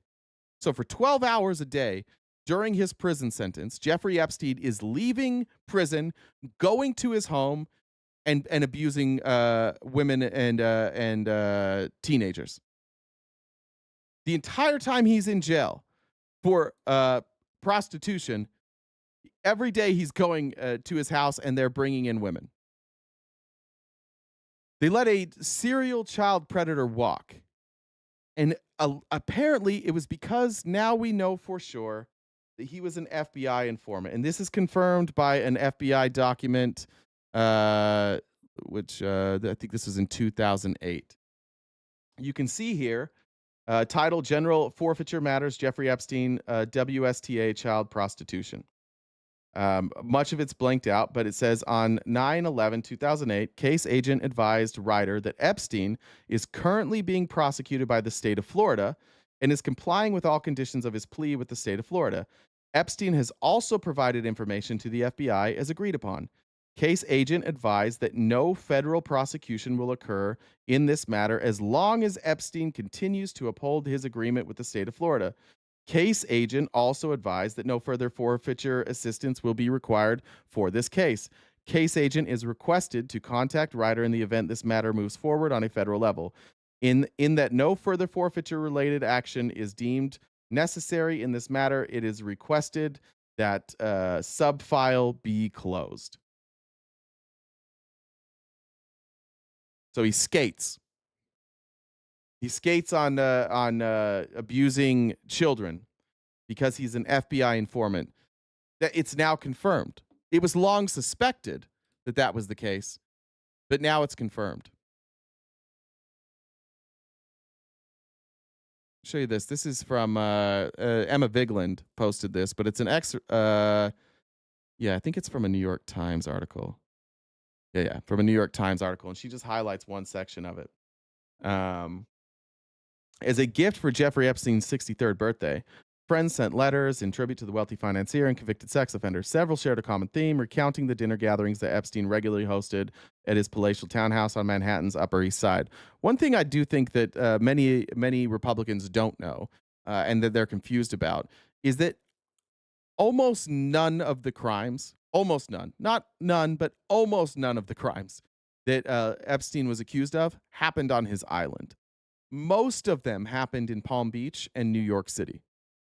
A lot of people don't realize that. So when they say, oh, well, Trump never flew to the island.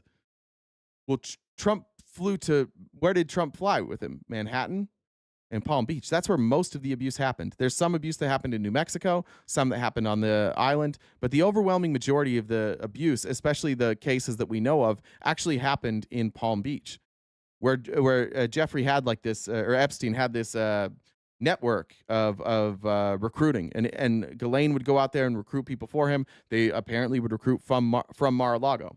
So Ehud Barak, former prime minister of Israel, and his wife noted the great diversity of guests. There is no limit to your curiosity, they wrote in their message, which was compiled with others in January 2016. You are like a closed book to many of them, but you know everything about everyone. The media mogul Mortimer Zuckerman suggested ingredients for a meal that would reflect the culture of the mansion. A simple salad and whatever else would enhance Jeffrey's sexual performance. There's the connections to Israel are starting to make sense. Those Mossad rumors aren't dying. This, by the way, this former Israeli prime minister, he was good friends with Clinton. He was good friends with George W. He's all over. He's all over. Like, you can just look him up. He's got pictures with everybody. Incredibly connected. In the letter saying like Jeffrey knows everything about everybody, and we got to increase your sexual performance. Isn't that weird? Maxwell's lying for Trump. Maybe. We don't even know what she's saying yet. And I want to move on to Trump. By the way, Jen, do we have any update on that active shooter? Will you look and just see if there's an update there? Have you gotten into Daphne Barak yet? No, I'm working on that. I just found out about Daphne Barak actually this morning, so I haven't dug into that yet. And I may run out of info today. We'll see. Kevin Hassett went on Fox News, and now we have the Bureau of Labor and Statistics. We now have moved past the claim that they were rigging numbers for Biden and against Trump, even though they all admit that those numbers are correct. And now he's going way back to rewrite history. Now, Kevin Hassett he was an advisor on the Romney campaign. I worked on the Romney campaign. I didn't know Hassett, but I've since gone back and I've looked at mentions of Kevin Hassett. And what we know from the Romney campaign, at least from the Republicans post-mortem, is two things. One, the economic advisors that Romney chose got a lot of things wrong. He didn't have great economic advisors. Two, we also know that his political advisors weren't very good. Now, Obama was probably going to win that election no matter what. But using Karl Rove basically ended his career with that Romney campaign. Karl Rove had this get out the vote operation, and that's what I did. That was the work that I did. And essentially, we had teams of volunteers and also paid canvassers, and they would go to Republican voters. They had lists of Republican voters or independent voters that had voted Republican in the previous election. And these canvassers went door to door, and they would just you go and you'd ask, like, are you planning on voting? Yes. Great. Are you voting? What time are you voting? I'm going to vote in the morning. Okay. Between 8 and 12? Yes. And you would mark that in the Scantron. And the way the system was supposed to work out is we collected all those, we fed them into a system, and on election day at 12:01, that person who said they were voting from 8 to 12 would receive a phone call. And that phone call would say, "Did you vote?" Yes. Okay, great. Hope we win. Hang up. Did you vote? No, I didn't vote. Okay. Are you going later? Yeah, I'm going at this time. Okay, great. Hang up the phone. Did you vote? No. Okay, why not? I didn't have a ride. Well, we can get you a ride. We can arrange that for you. Do you know where your polling place is? So you had teams of people waiting on the phones to make these phone calls. And Karl Rove thought he was a fucking genius. And Karl Rove thought this was such an incredible idea that he didn't want it to get out. He didn't want the Obama team to figure it out. He didn't want the news media to figure out. It was such a great idea that he didn't tell anybody about it. And on the day of the election, that whole system crashed. It didn't work. So in swing states, like I was in Iowa on election day, it just didn't work. It didn't work. I know it didn't work in Ohio. I know it didn't work in Florida. I don't know every state that it didn't work in, but I know those three specifically it didn't work in. But Kevin Hassett was one of the people who kind of ate shit after the Romney campaign. He was one of the people wherever, like, Republicans kind of cast him aside. And they were like, this guy doesn't seem to know what he's talking about. So naturally, Trump's bringing him in. And the reason Trump's bringing him in is because he's willing to completely debase himself because he has nothing to lose. You ever notice that you haven't seen Kevin Hassett until now? Anybody else notice that, like, this guy was never around? Like, who the fuck, where did Kevin Hassett come from? He just has been kissing Trump's ass for the last, 4 years to get this position. So Kevin Hassett is not super well respected when it comes to economics, but he is an intelligent guy. I think that some of his conclusions have made a lot of sense. But Kevin Hassett now wants to go revisit 2012 and say that election was stolen too. And I'll just have him explain it. Numbers. And when you say potential suspicious patterns that they're going to look at, I mean, I remember talking with you years ago about the BLS putting numbers out that could help, Democrats put questions ahead of Republicans. So how hard is it or easy is it to manipulate this data?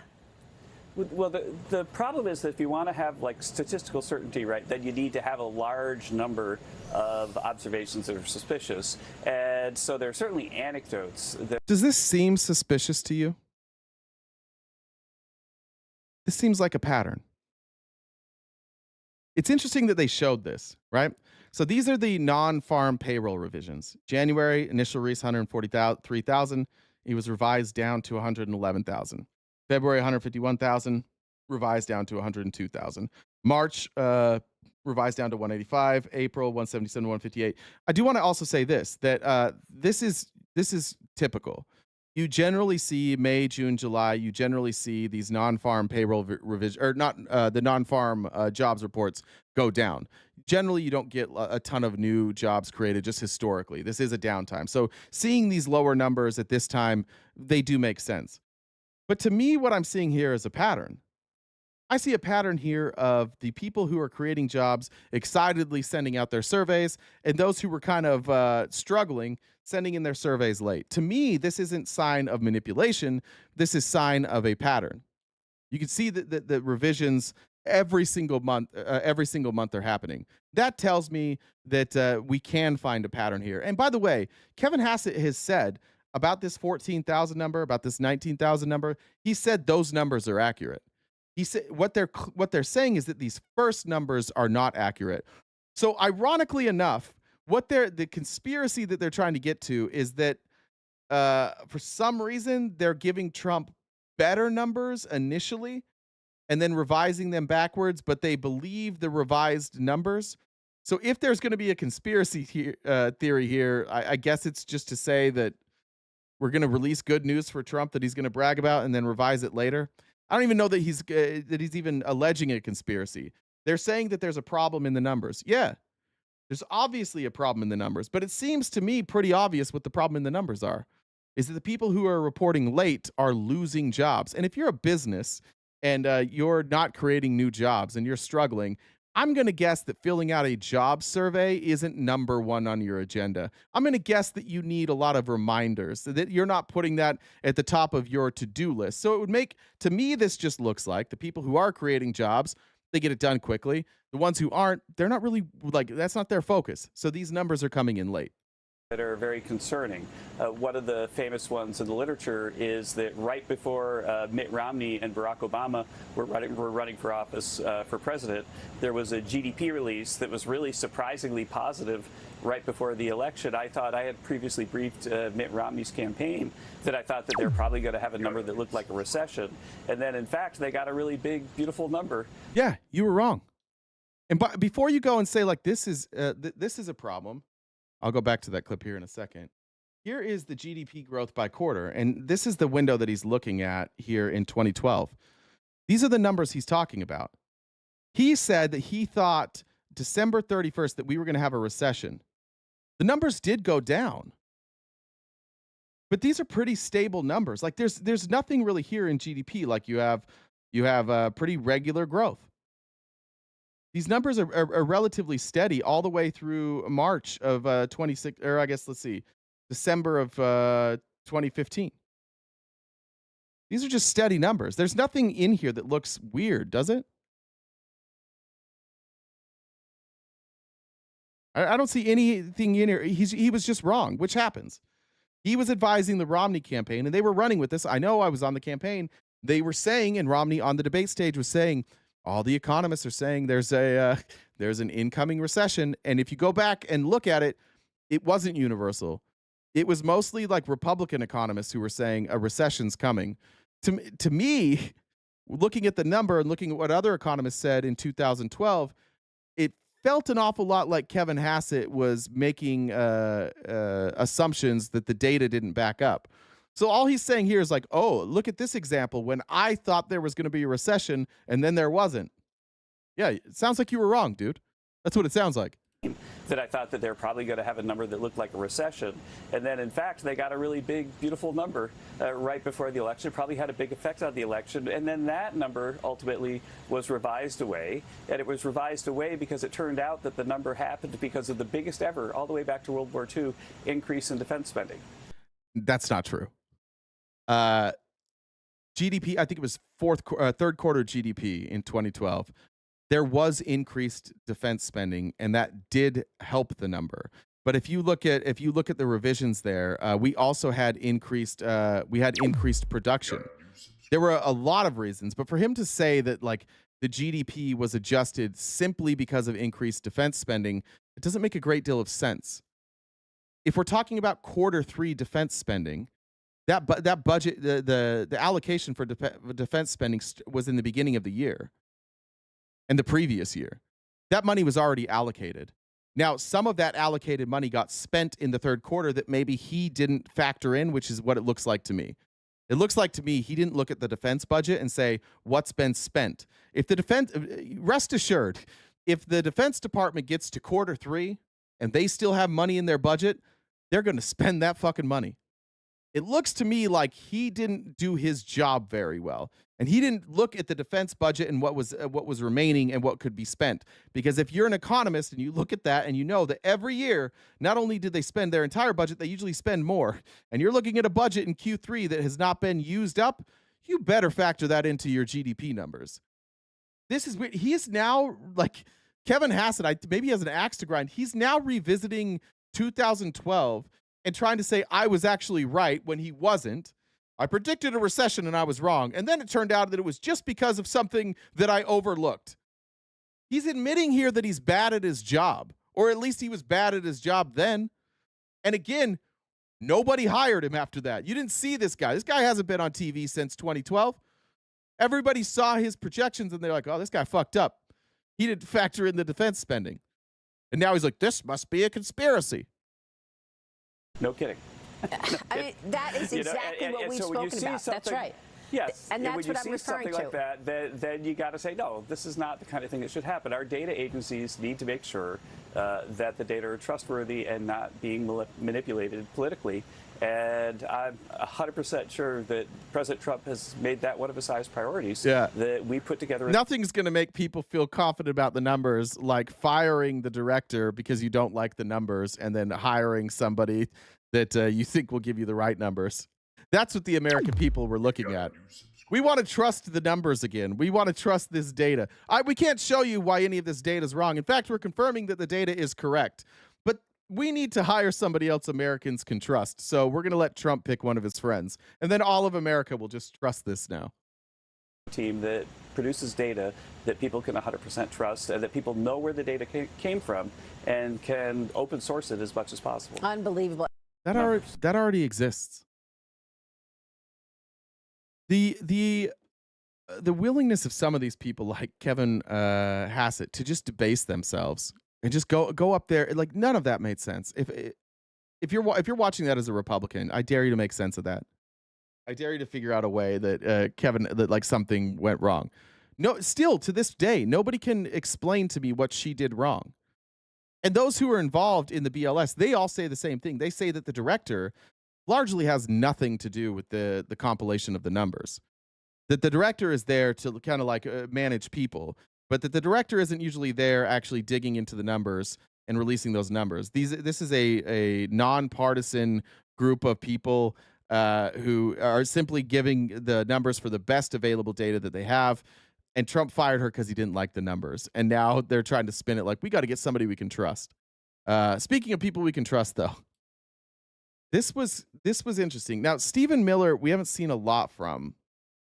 And one of the weird things about any Trump presidency is the competing factions within the administration. And Trump, I think one of the reasons that a lot of people like working for Trump is that they do feel heard. Like Trump doesn't really care if your ideas sound crazy or not. He'll listen. And if you make a compelling argument, he'll go with it. So Trump can have somebody like Stephen Miller, like a self-proclaimed white nationalist psychopath. And then he can also have somebody like Susie Wiles, who's like down the middle. And then you can have somebody like Scott Bessent as your Treasury Secretary. Scott Bessent, who was learned everything he knew from George Soros by working literally side by side with George Soros for 20 years. Trump does bring in like a broad coalition of conservatives. He'll go fringe right all the way to the middle. Here's Stephen Miller, and Stephen Miller clearly is trying to set up what I think maybe Tulsi Gabbard is doing too. They want to prosecute the previous administration, and they want to create this feeling with Republicans and a narrative with Republicans that the government is so corrupt that we have to hand the reins over to Donald Trump. They want authoritarianism. See, they admit it. Stephen Miller will tell you, we don't really have a need for Congress. We don't really have a need for the judiciary branch. Like, we just need to have a strong executive branch. The Andrew Wilson crowd will tell you the same thing. The far right, where Stephen Miller is, they're all authoritarian. You also have the technocrats, the Peter Tills and the Elons and the Andreessens, who also want authoritarianism, but they want to be in charge. They don't necessarily want the ethno-state Christian nationalism of Stephen Miller, but oftentimes what they want aligns. What we need to be careful of, and what we need to keep an eye on with Stephen Miller, is Stephen Miller is going to lay out a case here of why we should arrest all of these people, why we should prosecute all these people, all these Democrats. And what we need to be aware of is when all of the sides start aligning, when you start seeing the moderate Republicans, the sensible Republicans align with Stephen Miller, then we know, like, uh-oh, here it comes. Here comes the authoritarianism. Here's Stephen Miller. And I want to start with the Russia collusion story because I know you lived it as well. They also tried to... Yeah, William, the unified executive theory. That's what they're talking about. Well done. Smartest chat in the game. Spy on you. They wanted your emails, subpoenaed you as they left people really with their lives changed. Your reaction to what was released this week? Now, when she says what's released this week, they're talking about the 2 Tulsi Gabbard documents, which we've covered, and go watch it. There's not even a crime alleged. There's no crime that happens in those papers. They don't even allege a crime. So when Stephen Miller's about to say a bunch of words that sound compelling to you Republicans, please remember that I've given the challenge that it's $200 for anybody who can pull from those documents the alleged crime. $200. That's a free $200 you can come up and get today. I know you guys are all rich and you have mansions and shit, and you're just randomly here in the middle of the day on YouTube, but you're all millionaires, so you don't need the $200. But please remember, we've asked for that. Tulsi Gabbard had an opportunity earlier to explain what the crime was. Nobody can explain what the crime is, but Stephen Miller's going to pretend that there is a there, and there's no there. The Russia collusion hoax against President Trump remains the single greatest hoax and the greatest assault on our democracy in the history of this country. There's no half our country seceded and went to war with the other half of our country. But Donald Trump, people from Trump's administration that pled guilty to working with Russia, that's the biggest assault.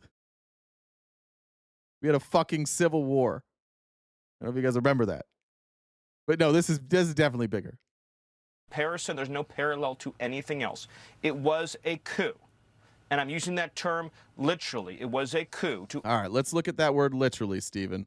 A coup. Let's get the definition of a coup. A sudden, violent, and unlawful seizure of power from a government.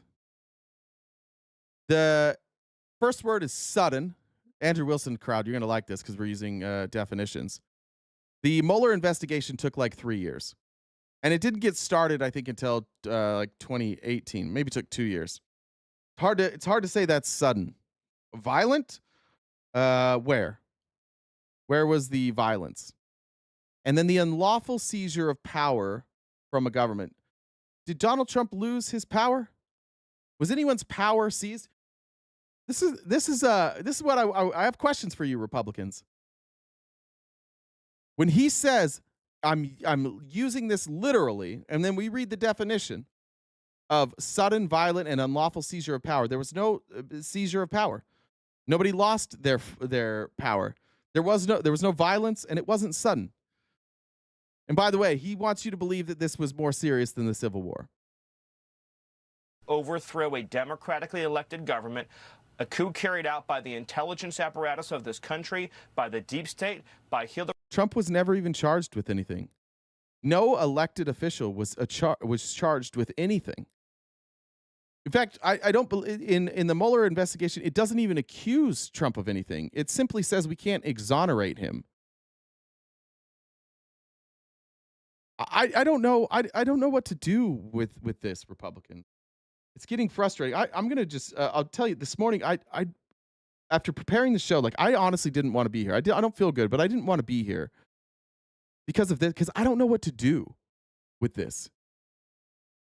We're now 2 hours in.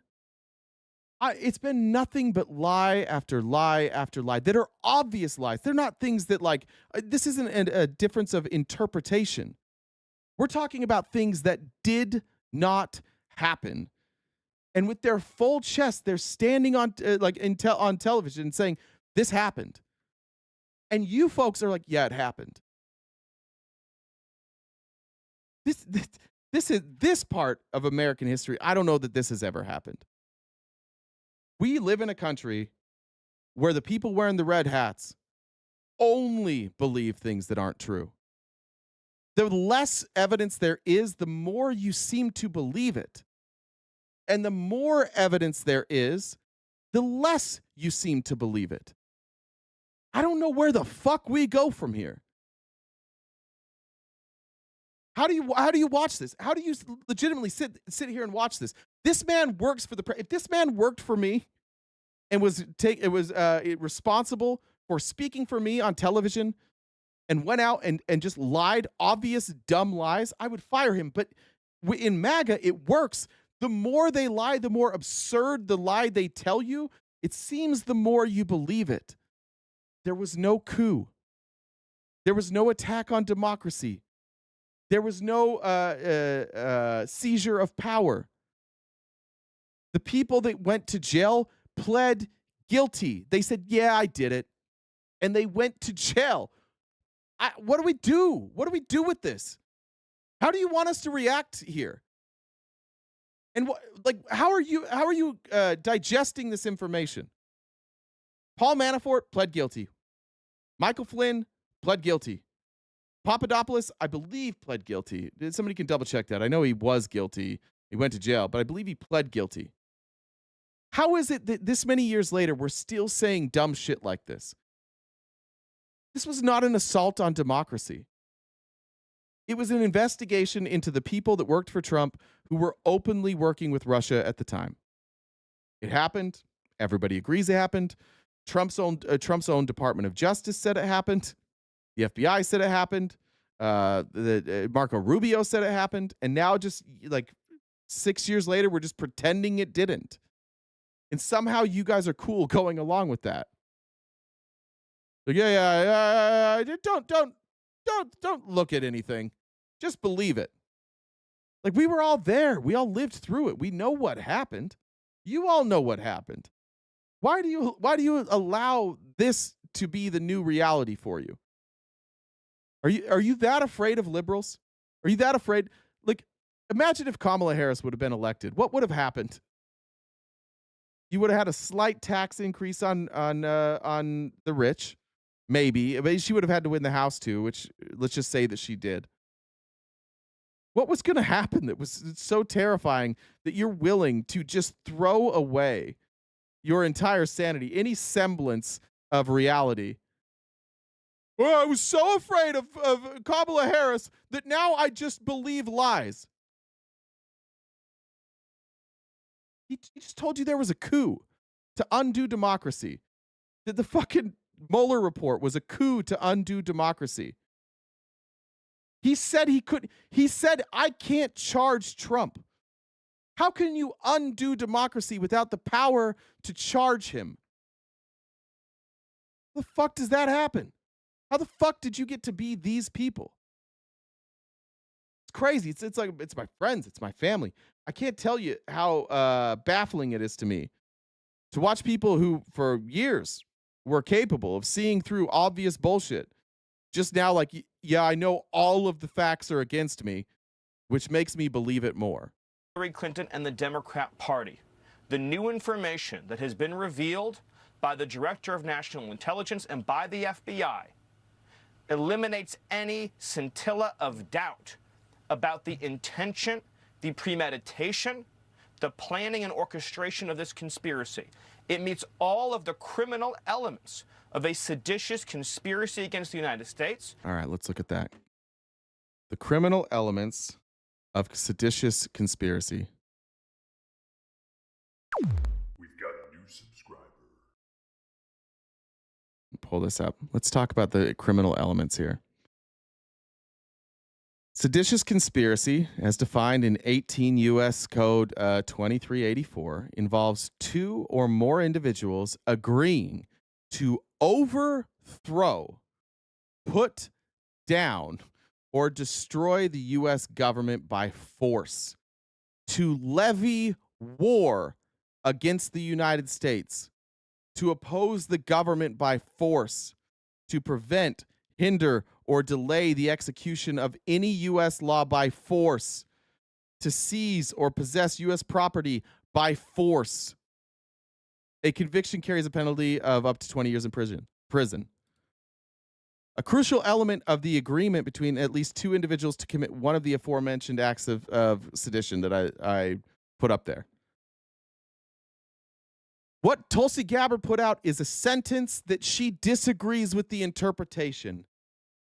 And this guy, with no pushback from state-run propaganda TV Fox News, is saying that this meets all of the criminal elements of seditious conspiracy, and it meets fucking zero. It doesn't even say seditious conspiracy in the report. They're not even alleging that this crime exists. I know that I'm emotional about this. I grew up a proud American.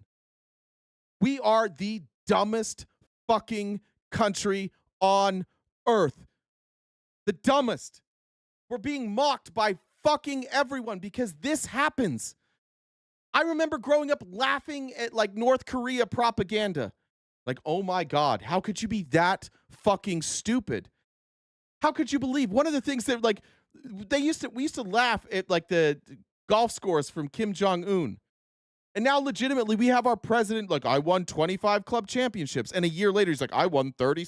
How the fuck did you win 36? How'd you get 11 club championships last year? I'm just telling you, you guys are fucking dumb. And it's willfully too. It's not even like you're incapable. You know how to read. You know how to process information. It's willfully fucking dumb. How does this news organization fucking exist?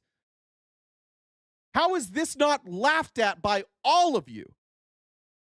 There is no crime in anything that Tulsi Gabbard has put out. None. And you're mad at me. Every day it does get to me, admittedly. And it's not because like you can say like if you insult me, that's fine. But don't insult our intelligence. Don't insult reality. You all know this fucking bitch is lying. You all know it. And you won't say it because you're bitches. I don't know how to say it any differently. I want to get along with you. I want our country to get along. I want my Republican friends to come back to fucking reality. I want everybody to live at least in a place where we can have a difference of opinions, but we don't have to address the fact that one side of the aisle believes only things that are untrue. That's it. Every fucking thing you believe is not true, and I don't know what to do with that. I don't know how we fix it. You all believe the dumbest fucking people. This is crazy. This guy just said on TV that all of the criminal elements of seditious conspiracy are in those documents Tulsi Gabbard laid out, and there are 0 elements of seditious conspiracy. In fact, the documents she put out say specifically there is no crime committed here. How do we fix it?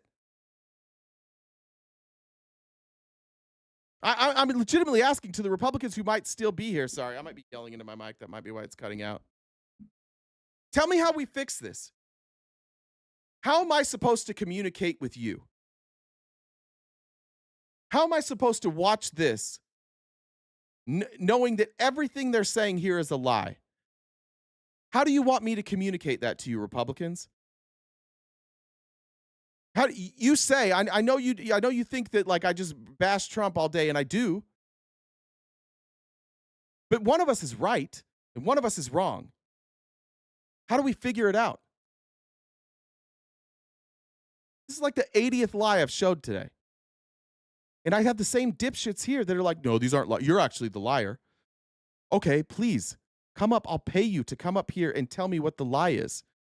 And you can't. What do we do about this? How are we serious? Like, how do you guys put on, I'm proud to be an American. I'm a patriot. What the fuck are you proud of right now? You're proud that our president charges you taxes and then lies to you and tells you that some other country is paying it? It comes right out of your account. You go pay for something, it comes right out of your account. And he tells you that another country's paying for it. What do I do? How do we figure this out? How do we get back to a place where we live in reality? It sucks for me.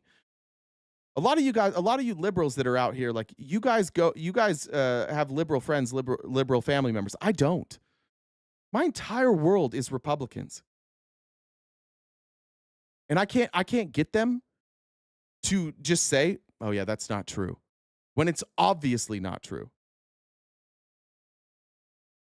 It's a crazy world that we live in right now. And I've never been less proud to be an American. And it has nothing to do with Trump's policies. Like if Trump put in all his policies that I hate, I would definitely criticize him. And I would definitely argue against the policies. But every fucking day, we have to show up and show you lie after lie after lie, knowing that none of it fucking matters. None of you will ever care. You somehow have like allowed yourselves to become people who are proud of being stupid, who are proud of being uneducated.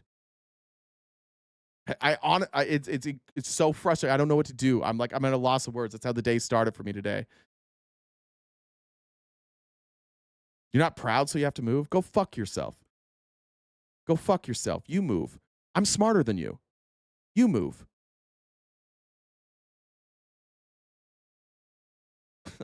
We're not going anywhere. But what a crazy thing to say. Oh, you're not proud. I can't back up any of this. I can't combat any of these lies you're telling. I know that they're all lies, and I can't combat that. So instead of combating that, I'm just going to say, "Oh, you're not proud. You should move." Why doesn't it bother you? Well, any of you? Why doesn't this bother you? If somebody lies to me, like it eats me up. I'll go down swinging. Like I'll go down forever. The one thing I hate maybe more than anything in this world is somebody just lying to my face and continuing that lie. And you all hate it too. If this is your wife, if it's your friend, if it's a coworker, if it's your boss, if it's your employee, if it's your past, no matter who it is, anybody in your life that lies to you this transparently, you get mad. But when Trump does it, you jack him off. It gets your dick hard. You're like, oh, lie to me harder, daddy. I just don't get it. I'm trying to figure out what motivates you. What motivates you to every day wake up and be like, I know he's lies, but we're going to keep going? It meets the criminal elements of an insurrection. It meets the criminal elements of a conspiracy against the government and the criminal elements of a conspiracy to deprive citizens of their civil rights under color of law. We've got $200 for anybody who can show me evidence of anything he's saying. No, we're going to stay here in the comments and say that, yeah, you're just a dumb lib. Because you don't have an answer, and you know you don't have an answer.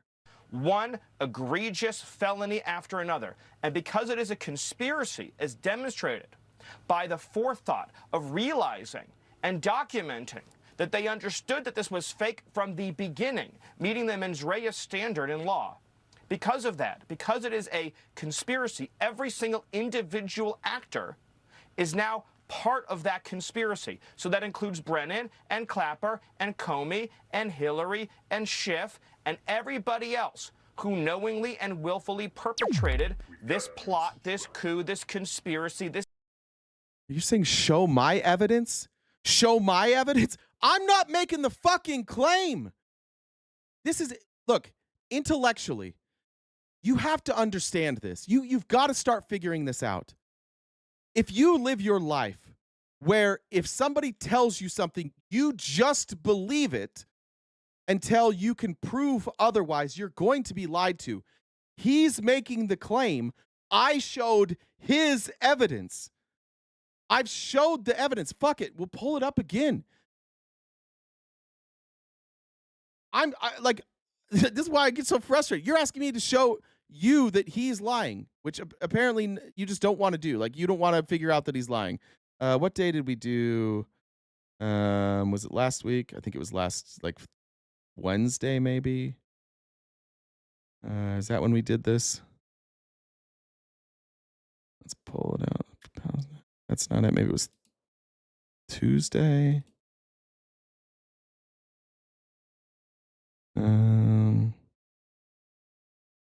Jen, do you remember what day we did Tulsi's? I don't remember what day that was released. Maybe it was Monday.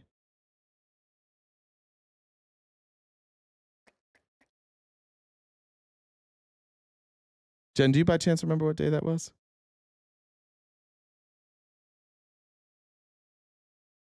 I'm going to look and see. I don't know off the top of my head.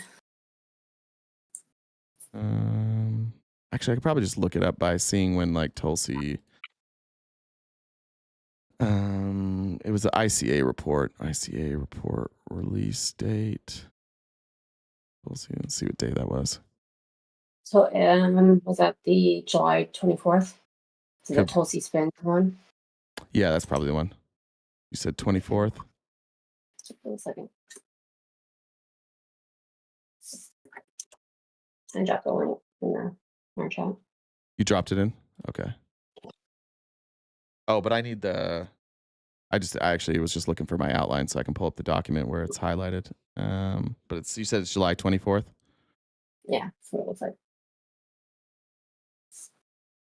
So that's going to be Thursday. All right.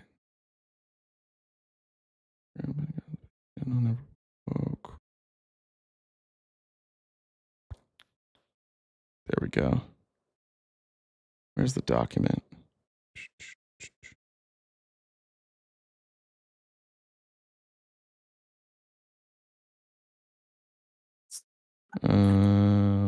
There it is. All right.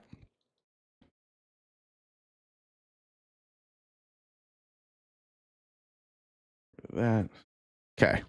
So here's what here is the ICA report that Tulsi released. Now, after Stephen Miller has made all these accusations of the criminal elements of these crimes, which was like seditious conspiracy, stripping people of their rights to vote or whatever the fuck it is. Let me tell you what the recommendations. So this is the ICA report, and here's the recommendations. So the people who went over the ICA report, by the way, these are Republicans that did this. This study is from the Oversight Investigation Referrals from September 18th. This is legitimately Republicans who then reviewed the ICA report that Obama put out, and then it was approved on the 22nd of July. So this is a report from 2020. And here's what the Republicans recommended. Their findings are, number one, you need to improve peer review of controversial assessments involving limited access intelligence. 2, require political appointees to recuse themselves from managing such assessments during presidential transition. 3, mandate that finished analysis citing substandard raw intelligence reports include a context footnote explaining all factors that reduce confidence in the information. Here's their conclusion. Most ICA judgments on Russia's activities in the U.S. election employed proper analytic tradecraft and were consistent with observed Russian behavior. The key judgments found to be credible include. Now, remember, everybody in the chat, just a little bit ago, you told me Russia did not interfere. Okay? You all said that. And you all said that this proves it. These are Republicans, and this is what Tulsi Gabbard put out. And Tulsi Gabbard says this report is true. The very first conclusion, President Putin ordered conventional and cyber influence operations, notably by leaking politically sensitive emails obtained by computer intrusions. 2, Putin's principal motivations in these operations were to undermine faith in the U.S. democratic process and to weaken what the Russians considered to be an inevitable Clinton presidency. And 3, Putin held back leaking some compromising material for post-election use against the expected Clinton administration. In contrast to the rest of the ICA, the judgment that Putin developed a clear preference for candidate Trump and aspired to help his chances of victories did not adhere to the tenets of the ICD. This is what they found. They found that Putin interfered. They found that he did it because he wanted to undermine U.S. democratic operations, and that he held back some information because if Hillary won, that he wanted to use that information to discredit her as president. So now what do we do? Now what do we do with this? Now what do we do with these claims? Seditious conspiracy? Doesn't say that. There's no crime. You just saw it. This isn't my evidence. This isn't my opinion. This isn't MSNBC or CNN talking points. I'm reading you what the fuck he allegedly read that is telling, and now he's telling you that we have to lock these people up. This is how fascism happens. This is exactly what happened in Germany. It's exactly what happened in Russia. They start telling you that all of these things that aren't crimes actually were crimes, and then you justify the administration going after their political opponents. He's lying. I just showed it to you. It's her fucking report. It's what he says he read. It's what she says I didn't read. She doesn't say any of this. Tulsi Gabbard doesn't say any of this. So now what do we do? Are you guys comfortable? At least Republicans in the chat. Let me just ask. Is Stephen Miller telling the truth? Yes or no? And this is a good test. Republicans, I just want to know, is Stephen Miller telling the truth or is Tulsi Gabbard telling the truth? Which one is telling the truth?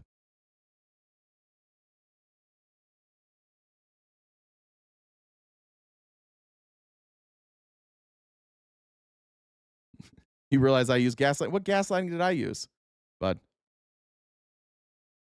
Who's telling the truth, Stephen Miller or Tulsi Gabbard? I only want to hear from Republicans. Which one? Because they're saying different things.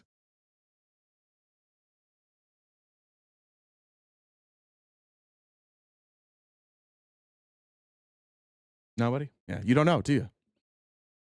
Neither. CNN talking points.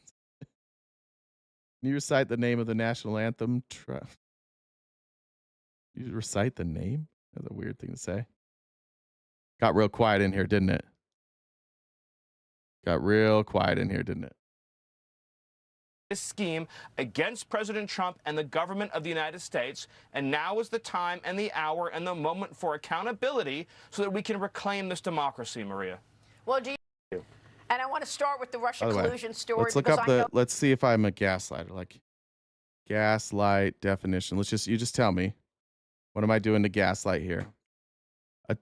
Manipulate someone using psychological methods into questioning their own sanity or powers of reasoning. I'm asking you. I'm asking you guys to explain it to me. All I'm left is guessing. If you won't tell me why you're coming to these conclusions, if you're all going to be such cowards and sit there. Yeah, I support Stephen 100. Yeah, of course you do. Because you just want us to be evil. You want us to go like you want all of this stuff that you believe to be true. But you can't prove any of it. And that's what sucks. That's what really, really sucks. You know what? You know who was charged with seditious conspiracy and convicted? Proud Boys. Multiple people on January 6th. There was an actual seditious conspiracy that happened, and Trump pardoned them. And now you want us to believe that the framing of one sentence in an ICA report, that, by the way, the ICA report wasn't even an accusation of a crime. It wasn't a charge. It was literally the opinion of members of the intelligence committee. That's all it is. It's an opinion of what they think something meant. And so you're telling me now, freedom of speech Americans, now you want to tell us that an ICA report, by the way, which wasn't public, none of you saw it, so it didn't influence any of you. You want us to believe that an ICA report with the opinion of the intelligence agencies somehow, after the election, by the way, that took place in December, the election happened in November, you have an ICA report that nobody read that's just the opinion of intelligence agents that took place after the election somehow was an attempt to sway the election? That's why I'm frustrated. I'm frustrated because, like, we just can't do anything that makes any fucking sense around here. Let me find today's outline. I lost it now. Shit, did I accidentally close? Oh, no, it's right here. All right.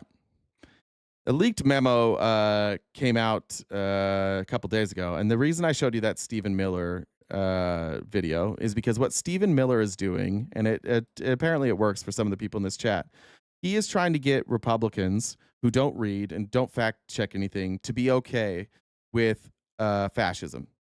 They need you so afraid and so convinced that Democrats are your enemy that you will justify the mistreatment, that you will justify things like what is happening in Texas, where they're like, you know what, we're just gonna cheat, and they want you to be okay when they start trying to jail people without committing crimes. They need you to hate us so bad that you're okay with mistreatment. There was a leaked memo that came out from the Department of Homeland Security, I think 2 days ago. This is Ryan Croswell. I believe he's former intelligence. He'll explain it. But That's why Stephen Miller is willing to go on Fox News and lie, and that's why Fox News isn't going to push back, even though everybody here knows Stephen Miller just lied. They're doing it so that they get you guys so mad that you'll come after us. Hi everyone, it's Ryan Crosswell, candidate for Pennsylvania 7, coming to you from my apartment in downtown Allentown. So according to the New Republic, a memo has been leaked by someone at Homeland Security detailing the Trump administration's plans to involve the military in civil law enforcement, and in particular, immigration enforcement. According to the New Republic, the memo references Central and South American cartels and gangs, noting that they've been designated as terrorist organizations by the administration, and therefore it claims, quote, that puts this threat on the same plane as having Al-Qaeda or ISIS cells and fighters operating freely inside America, end quote. No logical leaps there. They also use the wrong version of the word plane, P-L-A-I-N, because who has time for proofreading when you're secretly planning the use of the military in American streets? Look, we need our border to be safe and secure, and protecting families in our communities should always be a top priority. But this move doesn't achieve those goals.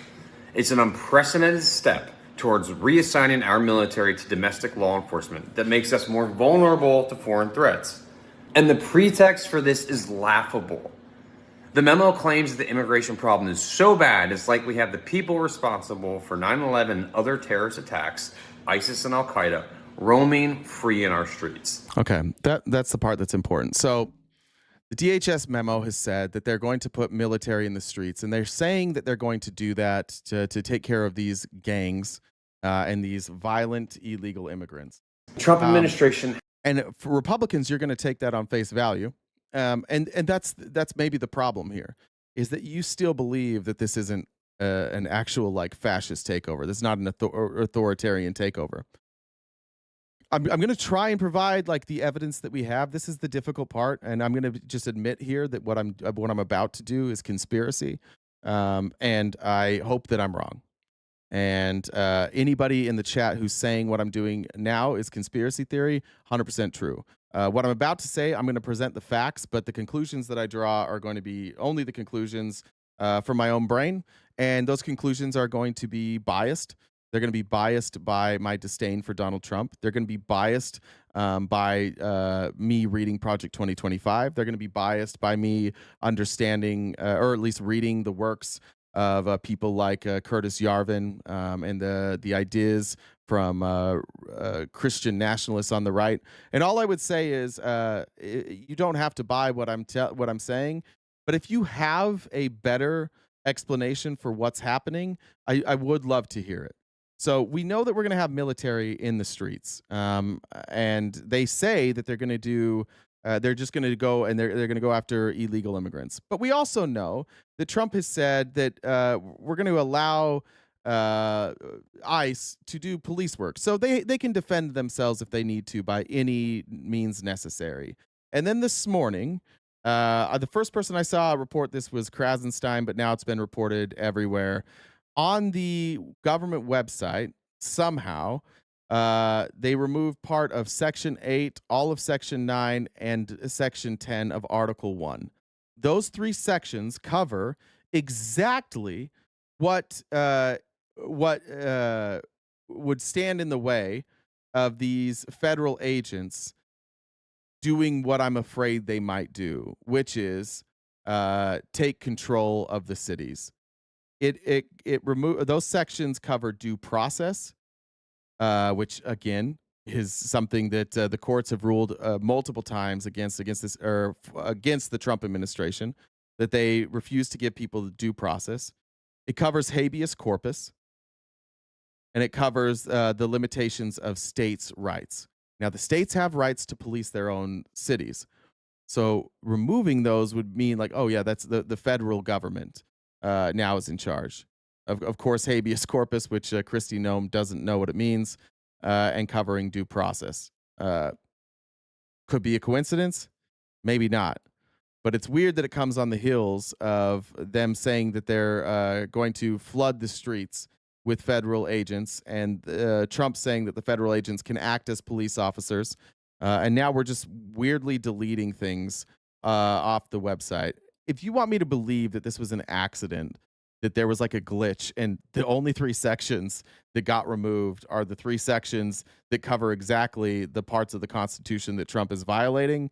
I guess make an argument for that. I'd love to hear it. Jeremy said the projection and lies are absolutely maddening. It's going to be a long 3.5 years.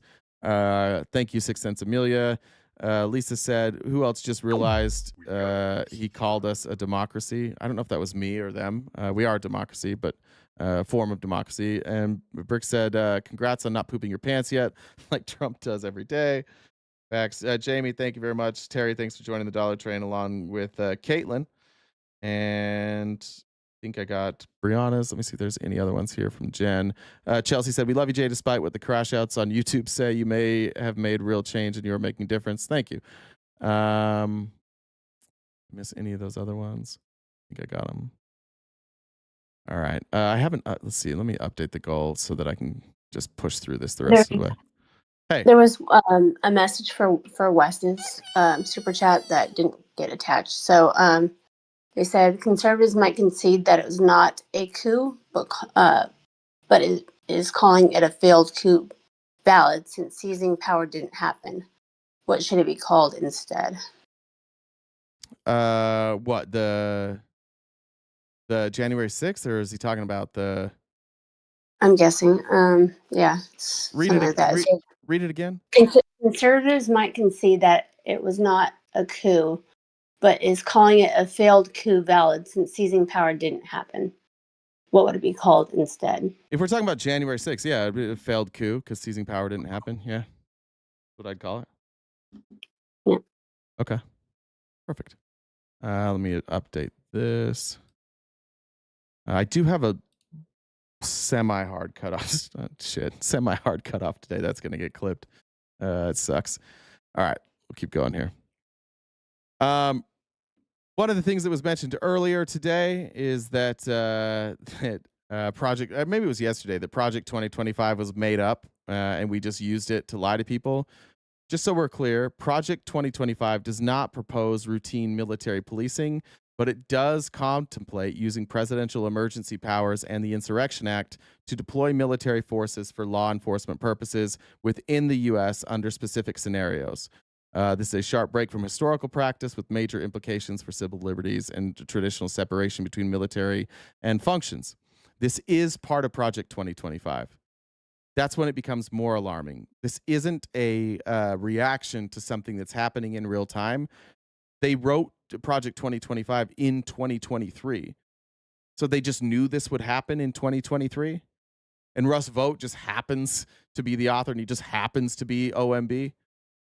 Well, if Project 2025 isn't real, then how are they getting so much of this stuff true? Or right, excuse me. Why are they getting it so right if it's not real and they're not following it?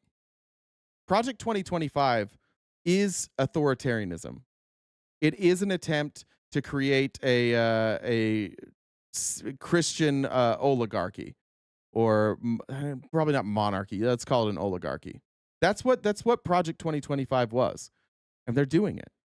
This is part of Project 2025. Mark Pocan, who is I'm trying to remember where Mark Pocan is a representative from. He had Russ Vought, who was, again, one of the authors of Project 2025. He's from the Heritage Foundation. He claims that Donald Trump doesn't know anything about Project 2025. He's going to be ripped by Mark Pocan. And the part of this that I want you to really recognize is that these members of the Trump administration who go before Congress, they have scripted answers. And you'll hear the first 2 or 3 times Pocan asks Vought a question, Vought tries to word for word read what's on his paper because he has a written down answer for everything. And Pocan's just going to go like example after example of things that are in Project 2025 that are happening. Project 2025. You're one of the authors. You're on the advisory board. You work for Heritage. You're basically January, February, and March in a Project 2025 calendar, right? But you were asked this weekend about it, and you said, no, the administration isn't following Project 2025. So I'll go through lightning rounds. It's only have 2 minutes. Just tell me coincidence or not. In the Project 25, abolishing Department of Education, you guys are doing that. Is that a coincidence? The president's view Coincidence or not? So what Vote's trying to say here, because he's just going to steamroll Vote, but Vote's prepared answer is the president's agenda and Project 2025 are separate. The president has his own agenda. It's just a coincidence that all these things happen at the same time.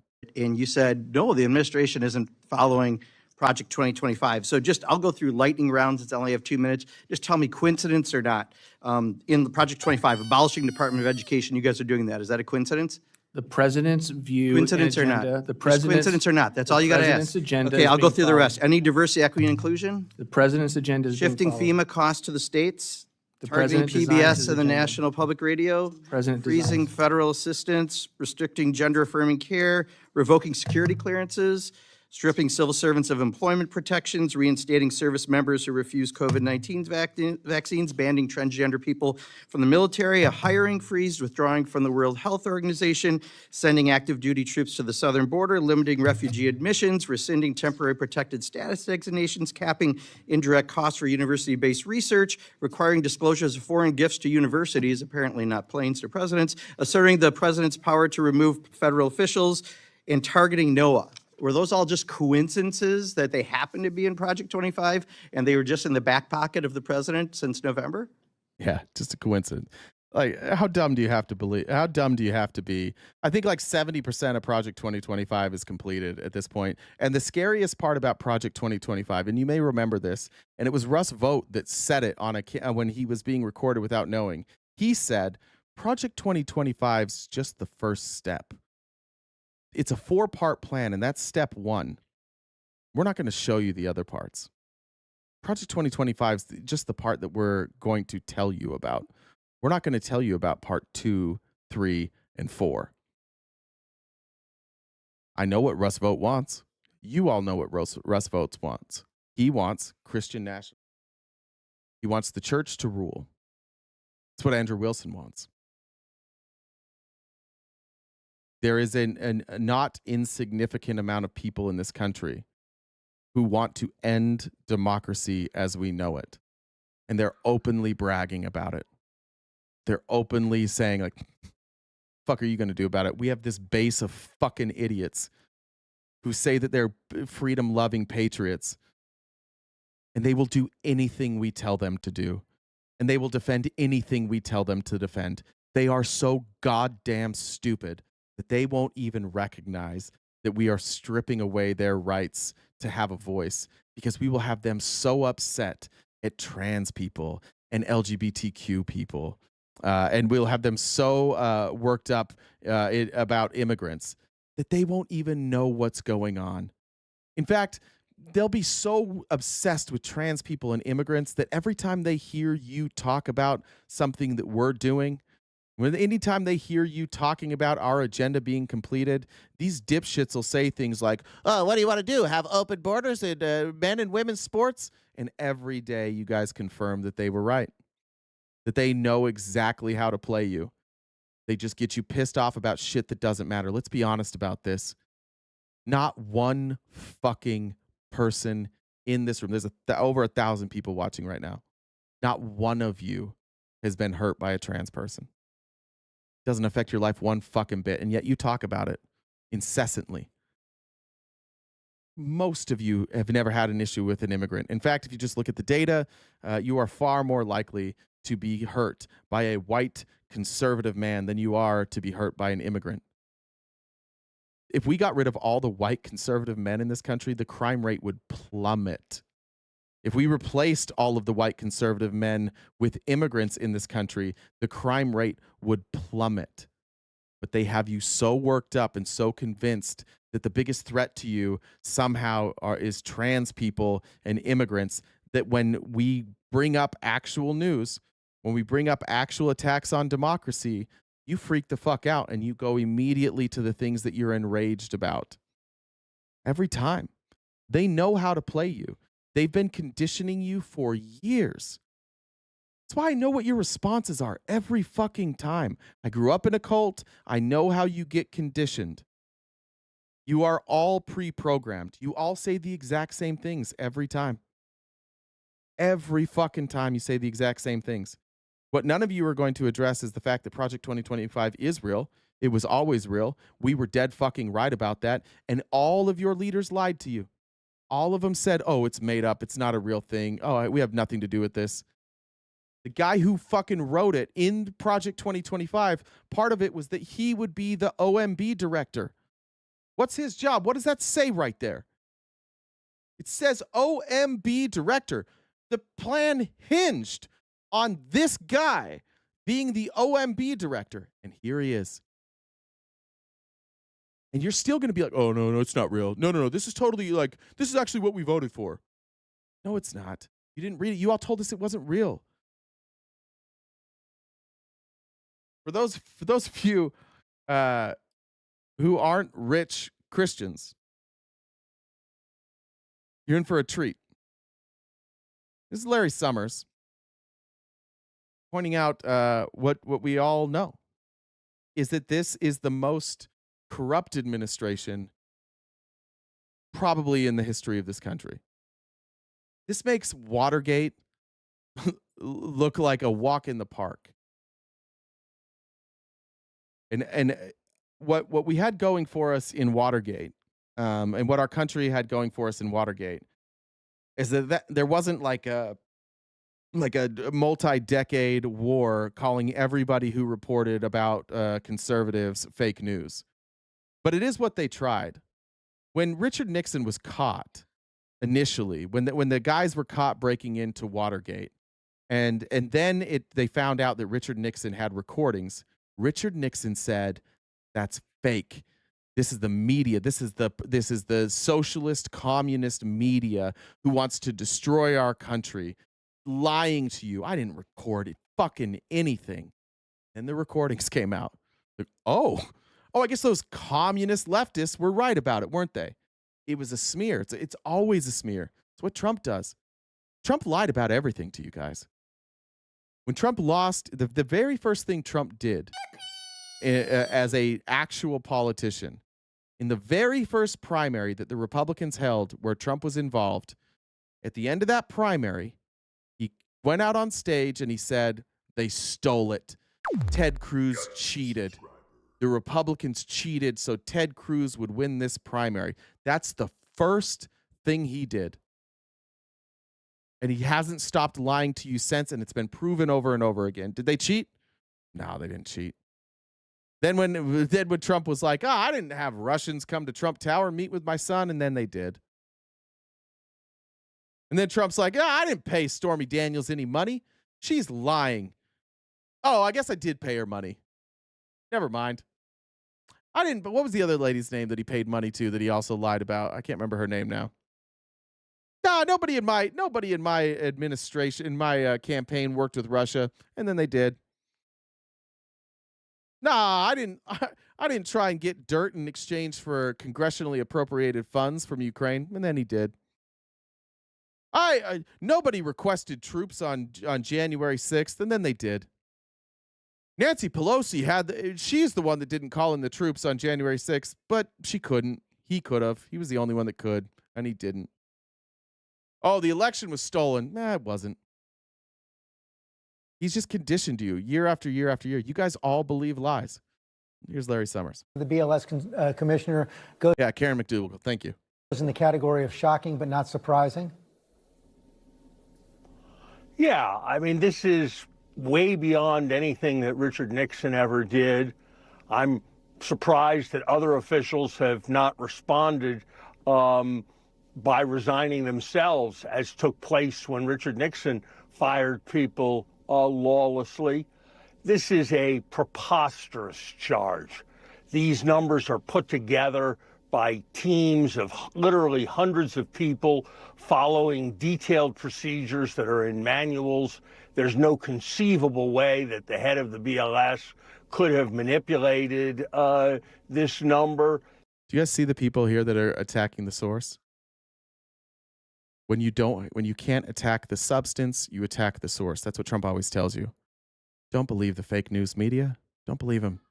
So now you guys are conditioned that when you hear things that are true, if there's a logo that you don't like in the bottom, you just don't believe it. Doesn't matter. You never check to see if it's true. Oh, I don't like that logo in the bottom. It's fake. Do you know how fucking stupid that is? Do any of you have any sort of recognition on how fucking dumb that is? To discredit things without researching them? To discredit them based on a logo? You really think CNN lies about everything? You think MSNBC lies about everything? You think Fox lies about everything? Nobody lies about everything. I've never met a human in my life that lies. Trump, who's one of the most prolific liars I've ever seen, tells the truth. You know how fucking dumb you have to be to just say, oh, it's on CNN, therefore it's a lie. That's so lazy. That's why we have a problem. Here's the truth about Republicans. You guys are fucking lazy. Intellectually, the laziest human beings I've ever seen in my life. No curiosity. Just, I don't ever wonder if they're telling me the truth or not. I just believe it and assume that everybody on the other side is lying. And now I'm going to go about my life and not give a goddamn about anything. You're lazy. The numbers are in line with what we're seeing from all kinds of private sector sources. This is the stuff of democracies giving way to authoritarianism. Firing statisticians goes with threatening the heads of newspapers. It goes with launching assaults on universities. It goes. Look, even these responses, I'm done with Larry Summers, but even these responses, all media lies, all administrations are the same, nothing ever changes. No, you're lazy. And I'm sorry, like, I'm not going to go just after Republicans. I don't know if that was a liberal or a Republican, but I'm just saying, if you're a person who says everybody lies, nothing changes, the parties are the same, you are lazy. They're not. That's such a fucking stupid, like, mush brain thing to say. And this is what I get from, like, all my friends who talk about politics to me, and not that much anymore. But I used to, like, 4 or 5 times a week, we would go play golf and we would sit around a table and we would have these political conversations. And every fucking person that would get in these conversations, when they would get stuck, when they didn't have an answer to something, rather than going, you know what, I don't know the answer to that, I'm going to figure it out, they would always go, all politicians are the same. Nothing's going to change. All politicians lie. No, you're lazy.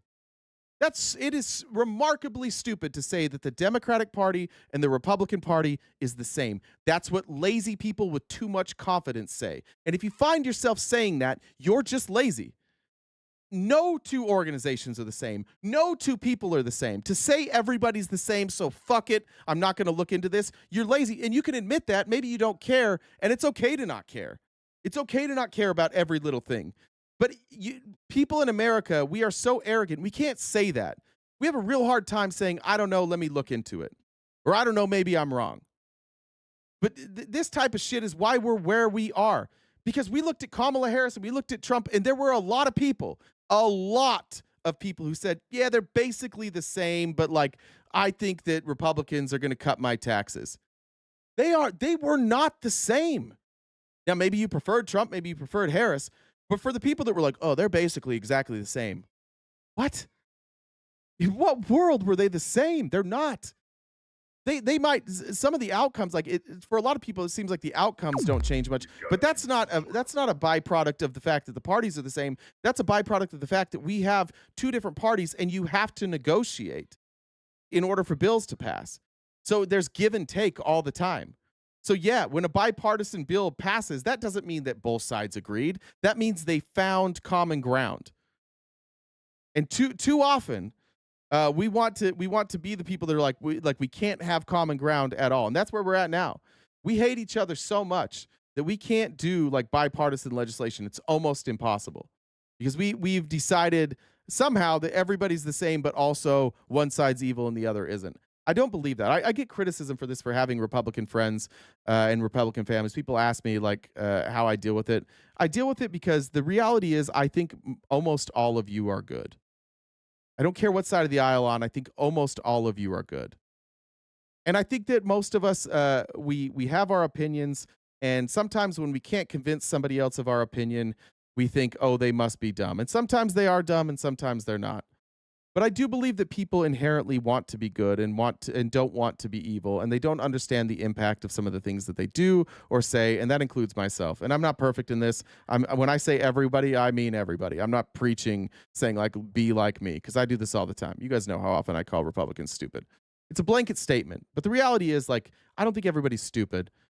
I think everybody's overconfident, and I think everybody wants to have a voice sometimes when sometimes they don't really have any information that adds to the conversation. But that's where we're at now. Like, we can't even have this. Like, this is the most obvious. Every other country in the world is like, America, why are you doing authoritarianism? It was easy for us to see when it was Erdogan doing it. It's easy for us to see when it's Russia doing it.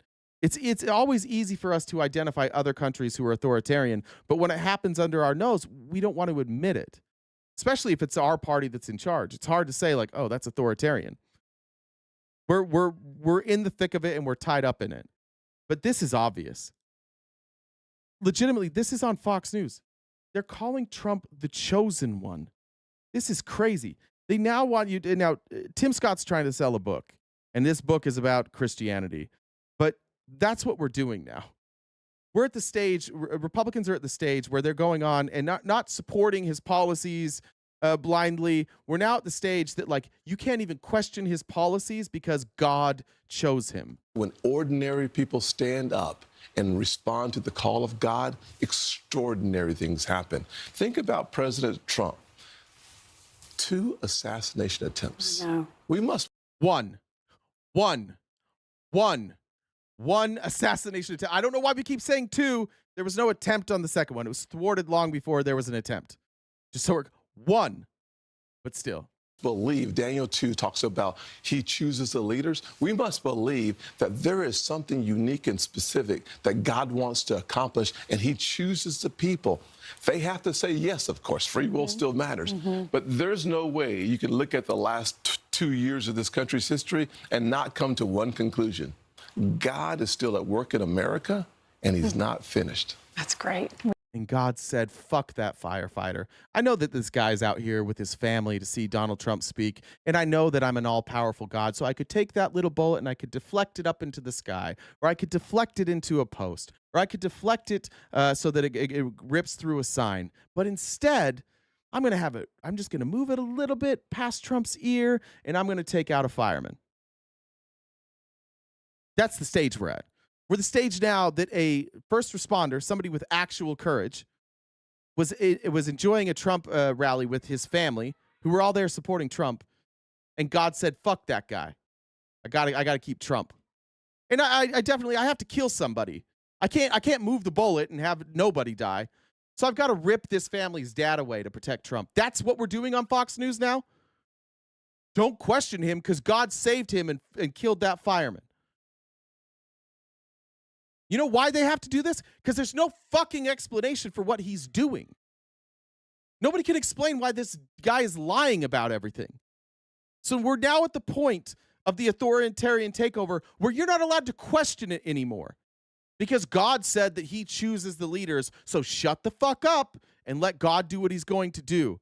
And you have free will, but your free will says you got to support Trump and you got to shut the fuck up no matter what he does. It doesn't matter if he was friends with pedophiles. Who the fuck cares? It doesn't matter if he lies every day. Who the fuck cares? God definitely wants Trump to take immigrants and lock them up in jails.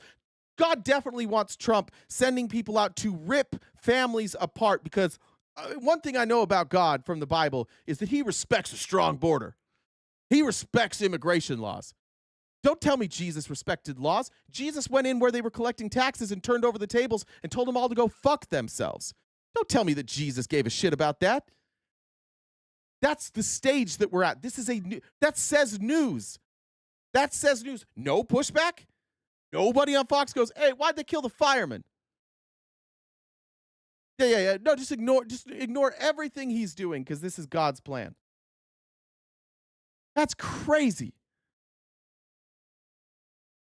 And then and now we're here. Now we're here where we're gerrymandering the fuck out of Texas. And let me be clear on this. It is 100% accurate for Republicans to say that that Democrats gerrymander. It's 100% okay to say states like Illinois gerrymander. I will say I did look into California. California has like 18% representation for Republicans, and the registered Republicans make up about 23% of their state. So it's actually pretty close. It's not like Illinois. Illinois is gerrymandered. It's pretty poorly gerrymandered. There are states all over this country. Every state is gerrymandered. It is fair for Republicans to say that if gerrymandering is cheating, then everybody's doing it. What's not fair to say, Republicans, and this is where we need to be able to find common ground, is that nobody's ever done this. No state ever has taken a phone call from the president 4 years after they did the census, where their census was ruled, I mean, it's still being litigated, but so far it's been ruled to be racist, and that state, after being litigated against in between censuses, then redistricts again, and they are openly saying we're doing it for him. God chose him. He's dear leader. This has never happened, and if you can't say that as a Republican, it just adds fuel to the argument that, like, you guys aren't really interested in doing what's right. You're not really interested in a level playing field. Here's Jasmine Crockett first responding to Trump, saying that she might be related to Davy Crockett, and then we're going to get into the gerrymandering. The great old Davy Crockett. But you have this woman Crockett, very low IQ person. Somebody said the other day she's one of the leaders of the party. I said, you got to be kidding. Davy Crockett did die at the Alamo in 1836, but I wonder, what is your reaction to what the president said about you? Real quick, I need to read these. Have we talked about Speedway Slammer yet?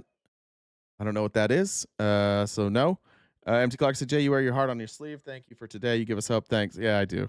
I do. I'm emotionally worn out. Lee said, true. Rory said, I'm a well-off Christian that likes to give. One of the good ones. I love that. Shits and Giggles said, Trumpian distraction, a far-fetched narrative constructed to distract from reality or draw attention to an anti-reality as a means to overtly accomplish a self-serving goal. Republicans eat it all up. Facts. Sully said, sorry, I've missed most of the last 2 weeks. I'm on vacation up in Maine with limited service. I saw that, Sully. Looks beautiful. I think it was maybe one of your TikToks. Marianne, thanks for the super chat. D. Freezy said, small government party threatens to use federal agents to take over an American city. Illusion said it's to prep for an uprising during collapse. Sorry, I went on a rant and I missed all these. I did that. Any other ones? Let me check Jen's real quick. Lissa, thank you. And got it. And he has nothing of substance to contribute when it comes to critiquing me. There's a lot that I talk about. For instance, we've just had an entire conversation about gerrymandering and redistricting and why it's bad. And instead of him being able to elaborate on the fact that I'm unable to make a cogent argument or something like that, and then back into his argument that I'm low IQ, he just knows how to throw that insult, but it's a common insult when it comes to people of color. He just threw the same exact insult as Charlemagne the God. And so I want people to see him and understand who he is.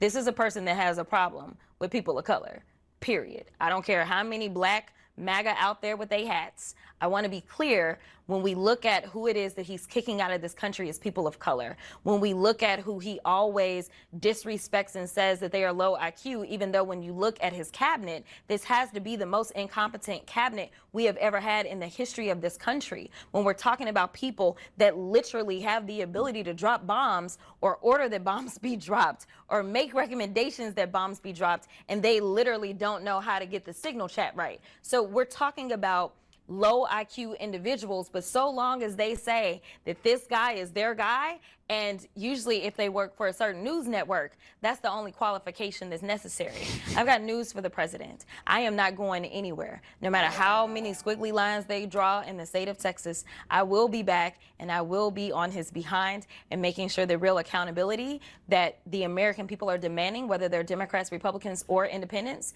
that it is had when the Democrats take control of this House in the midterms. Congresswoman Jasmine. It's crazy. Everybody knows, you all know that if we did an IQ test with Trump and Crockett, Crockett would come out light years ahead of Trump. If you're a person who honestly thinks that Donald Trump, I saw somebody say Trump knows more about history than most Americans. Donald Trump is remarkably stupid. I feel very confident saying that most of the people that I know are smarter than Donald Trump. He is remarkably stupid. I would love to see Trump's IQ test. I bet he doesn't top 100. I think that's what we really ought to do. Put together a cash pool And I mean, there's not enough money for him. He's making so much money now on all of his scams that you couldn't get him. But Trump doing an IQ test would be amazing for a guy who won't release his grades anywhere. He had a professor called him literally the dumbest goddamn student I've ever had. Trump is remarkably stupid. He's a billionaire. I know you guys worship billionaires, but he's stupid. He lost all of his money multiple times. Here is Crockett now explaining what's happening in Texas. And this is something I learned today. I did not know this. In Texas, they basically have through October. If Texas can't get this done by October, then the current lines have to stay. So we did some good. Now, ultimately, as we Hit me in for 20. Don't call Trump stupid. He had a smart uncle, remember? That's right. I forgot about his smart uncle. relates to this map, we're talking about a tight timeline. Texas has one of the earliest, if not the earliest, primary.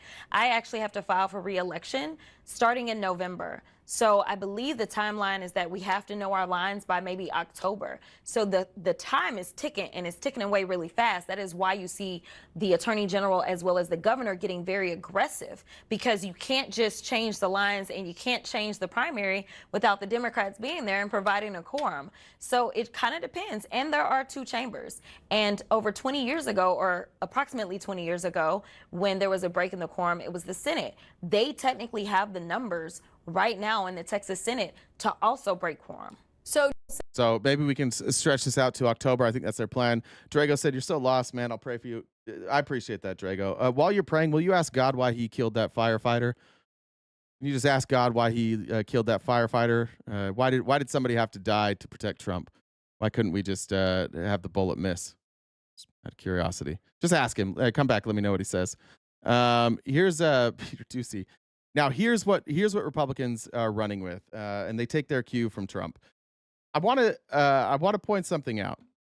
Gavin Newsom and Kathy Hochul both are talking about retaliation against Texas if they do this.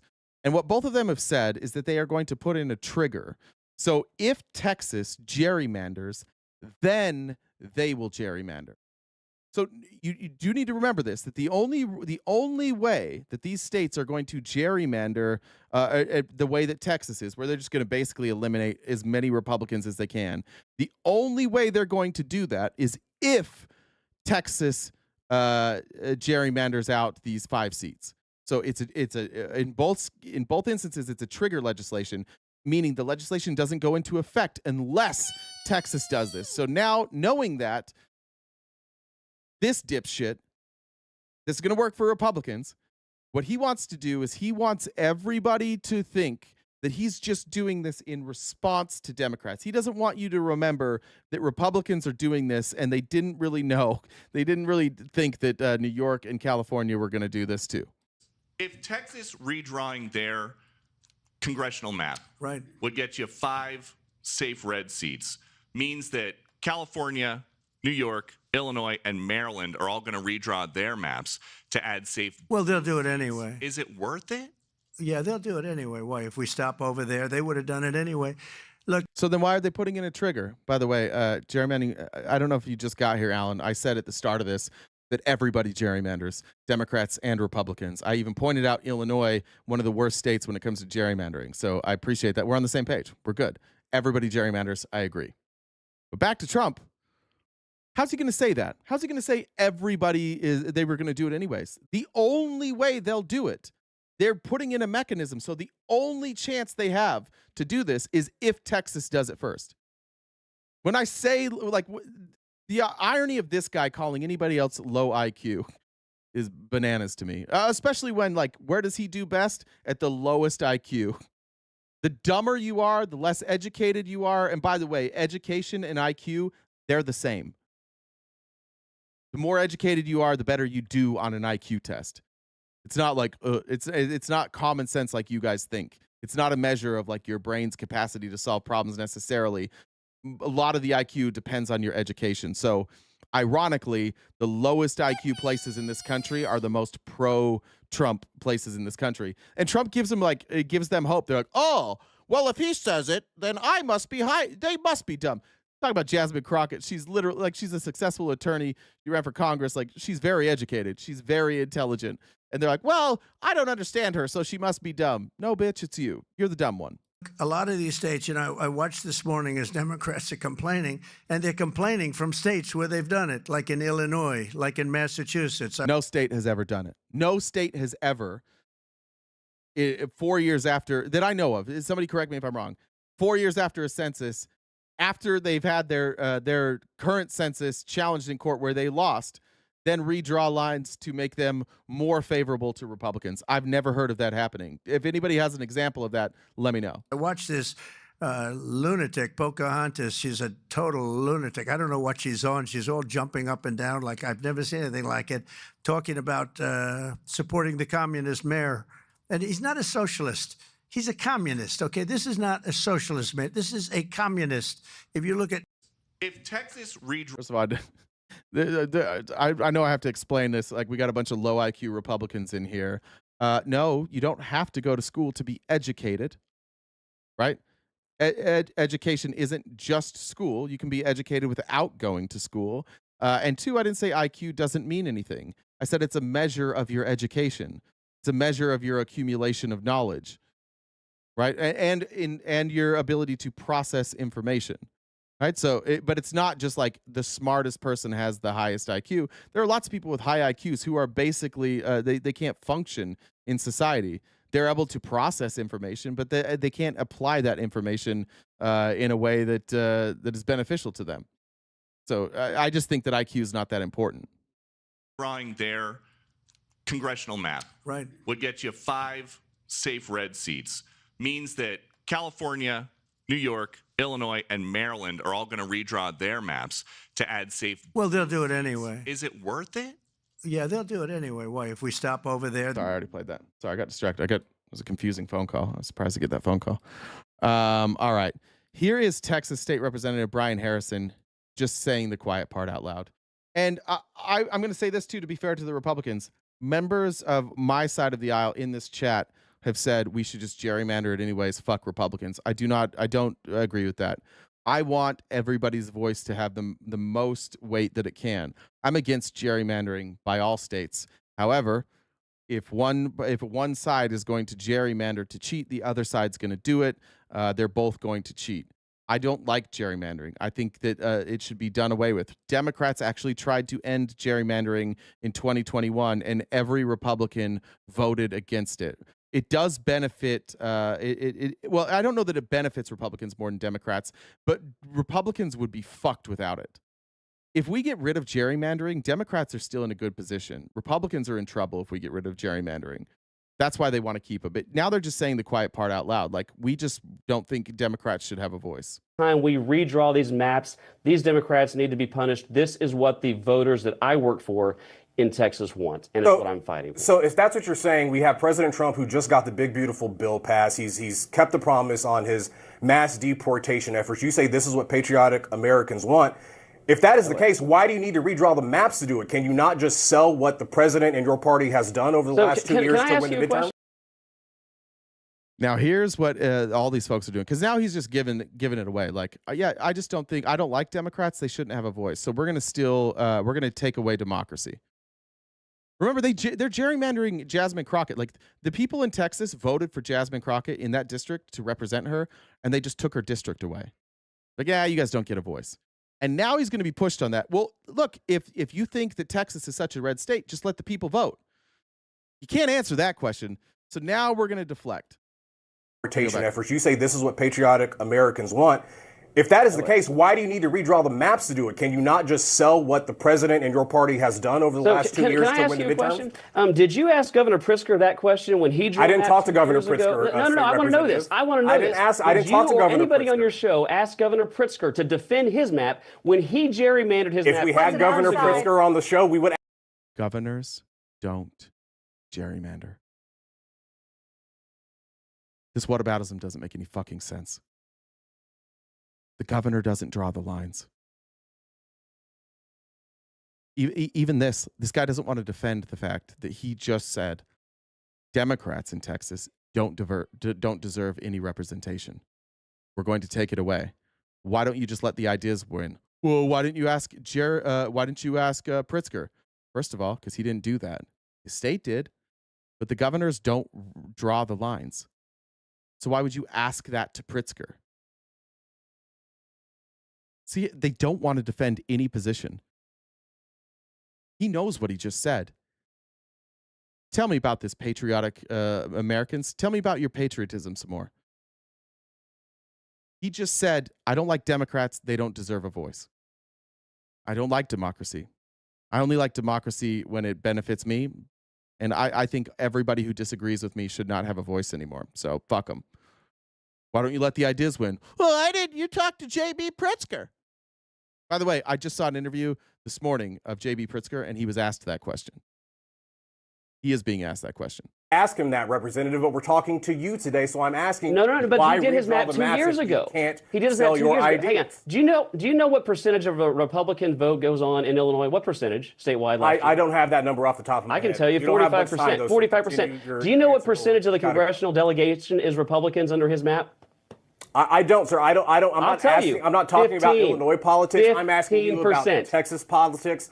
State Representative, we appreciate your time on here. I guess if you can't just put yeah.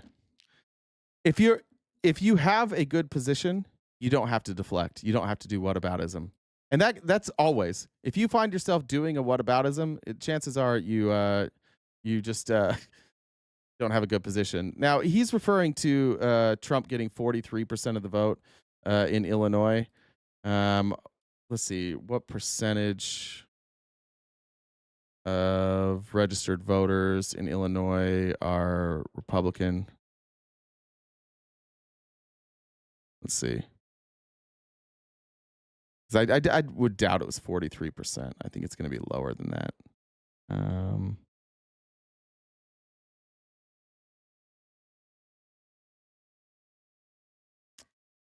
don't see anywhere that has that broken down. Let's see, the Illinois voter statistics. I'm going to guess it's less than 43%. 27%. 27% of people in Illinois are Republican. In fact, more are unaffiliated than Republican. Democrats make up 34%, Republicans 27%, third party makes up 6%, and unaffiliated makes up 32.35%. So yeah, it would make sense that. I mean, what did he say? 13%. It is gerrymandered. It's got one of the worst grades. Like Illinois is legitimately one of the worst gerrymandered states in the country. There's no doubt. There's no doubt about that. But using them to not answer questions is pretty on brand. Unfreeze. Sorry, sorry. It was a creepy face. Let's skip that. Mike Lawler, shout out to Mike Lawler. I think he's a Texas congressman. He has come out. Republican said that he doesn't like this. We shouldn't do this. And I just want to end on this. This is Congresswoman McClain. She is, I don't even remember where. She might be from Texas. I feel like she's not from Texas. Can't remember where she's from. Is Lisa McClain from Texas? I thought she was from like North Carolina or something. Where is she from? Michigan. Yeah, nailed it. Fucking nailed it. But here's her with Wolf Blitzer. We'll end on this because the reason I want to show this is there's no way to defend this other than saying we don't fucking care. We don't care about democracy. We just want to win. This is about winning. Again, I just keep going back to it.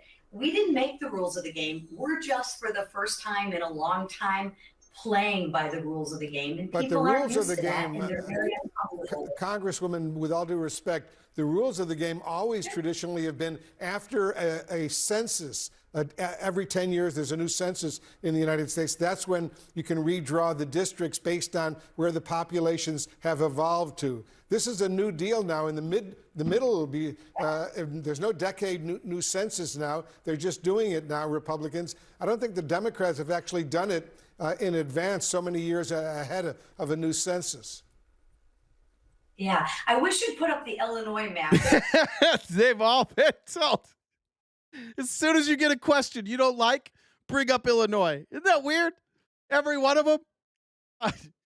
We're just playing by the rules. Well, you're not playing by the rules. I wish you would talk about Illinois instead. As well, that's a good map to show as well. But with all due respect, and I appreciate that argument, Wolf, is there's nothing that says we can't do it now. It's just we are doing it now. And President Trump, as you know, is bold, is aggressive, and he's playing within his purview. And that's it. He's not doing anything wrong. He's trying to right size what has been wronged for so long, right? Massachusetts, let's talk about. He's just fixing a wrong by stripping away Democrats' ability to vote in Texas. It's just righting a wrong. Maryland, let's talk about Illinois.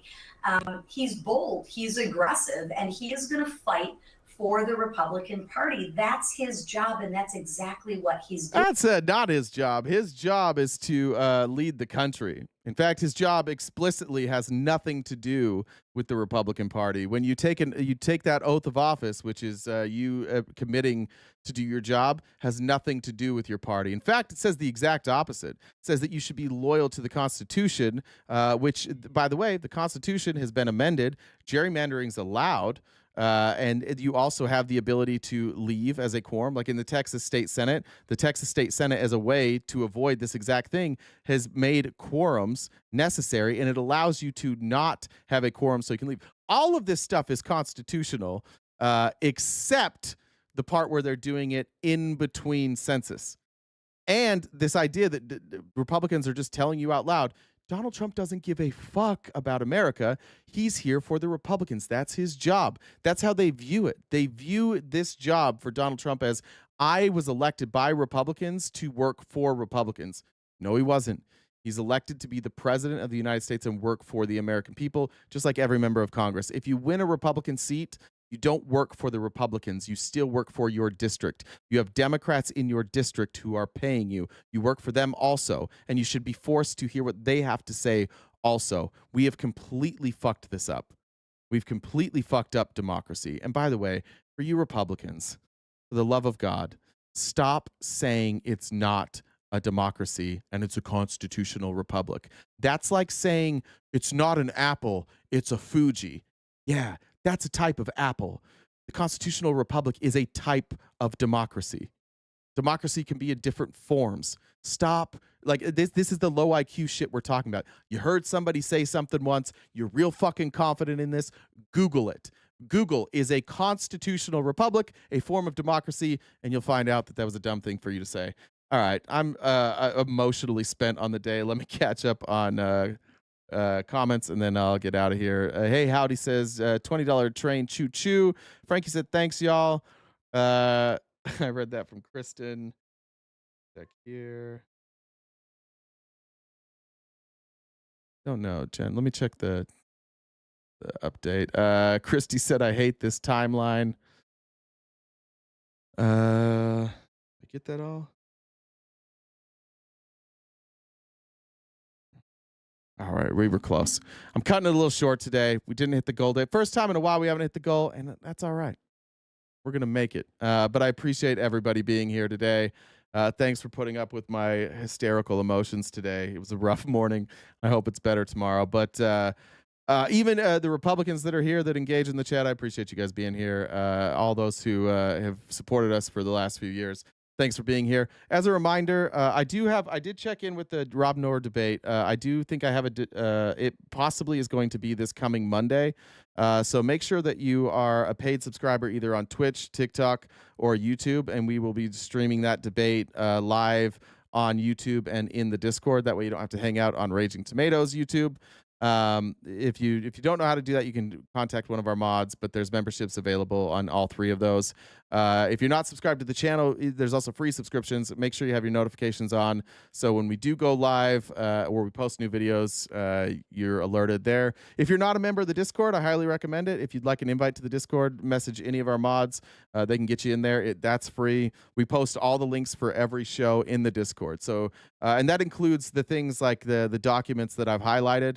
We post those in there as well. So any resources that we have that you want to share, if you're in the Discord as we're live, there is and I don't know who did it today. We have a mod doing that. Looks like it was Kim today. Hi, Kim. And to my mods, it was an emotional day today. Thank you guys so much, both to Twitch, TikTok, and YouTube, and over in the Discord. Thank you guys for keeping things sane, keeping this afloat. Other than that, I think that's about it. You can follow us on Twitter, TikTok, Instagram, Facebook, where you can find our edits from lives over there. I think that's it. Thank you guys so much. I'll see you tomorrow morning. Take care of yourselves. Stay cute and cool, and have a great summer.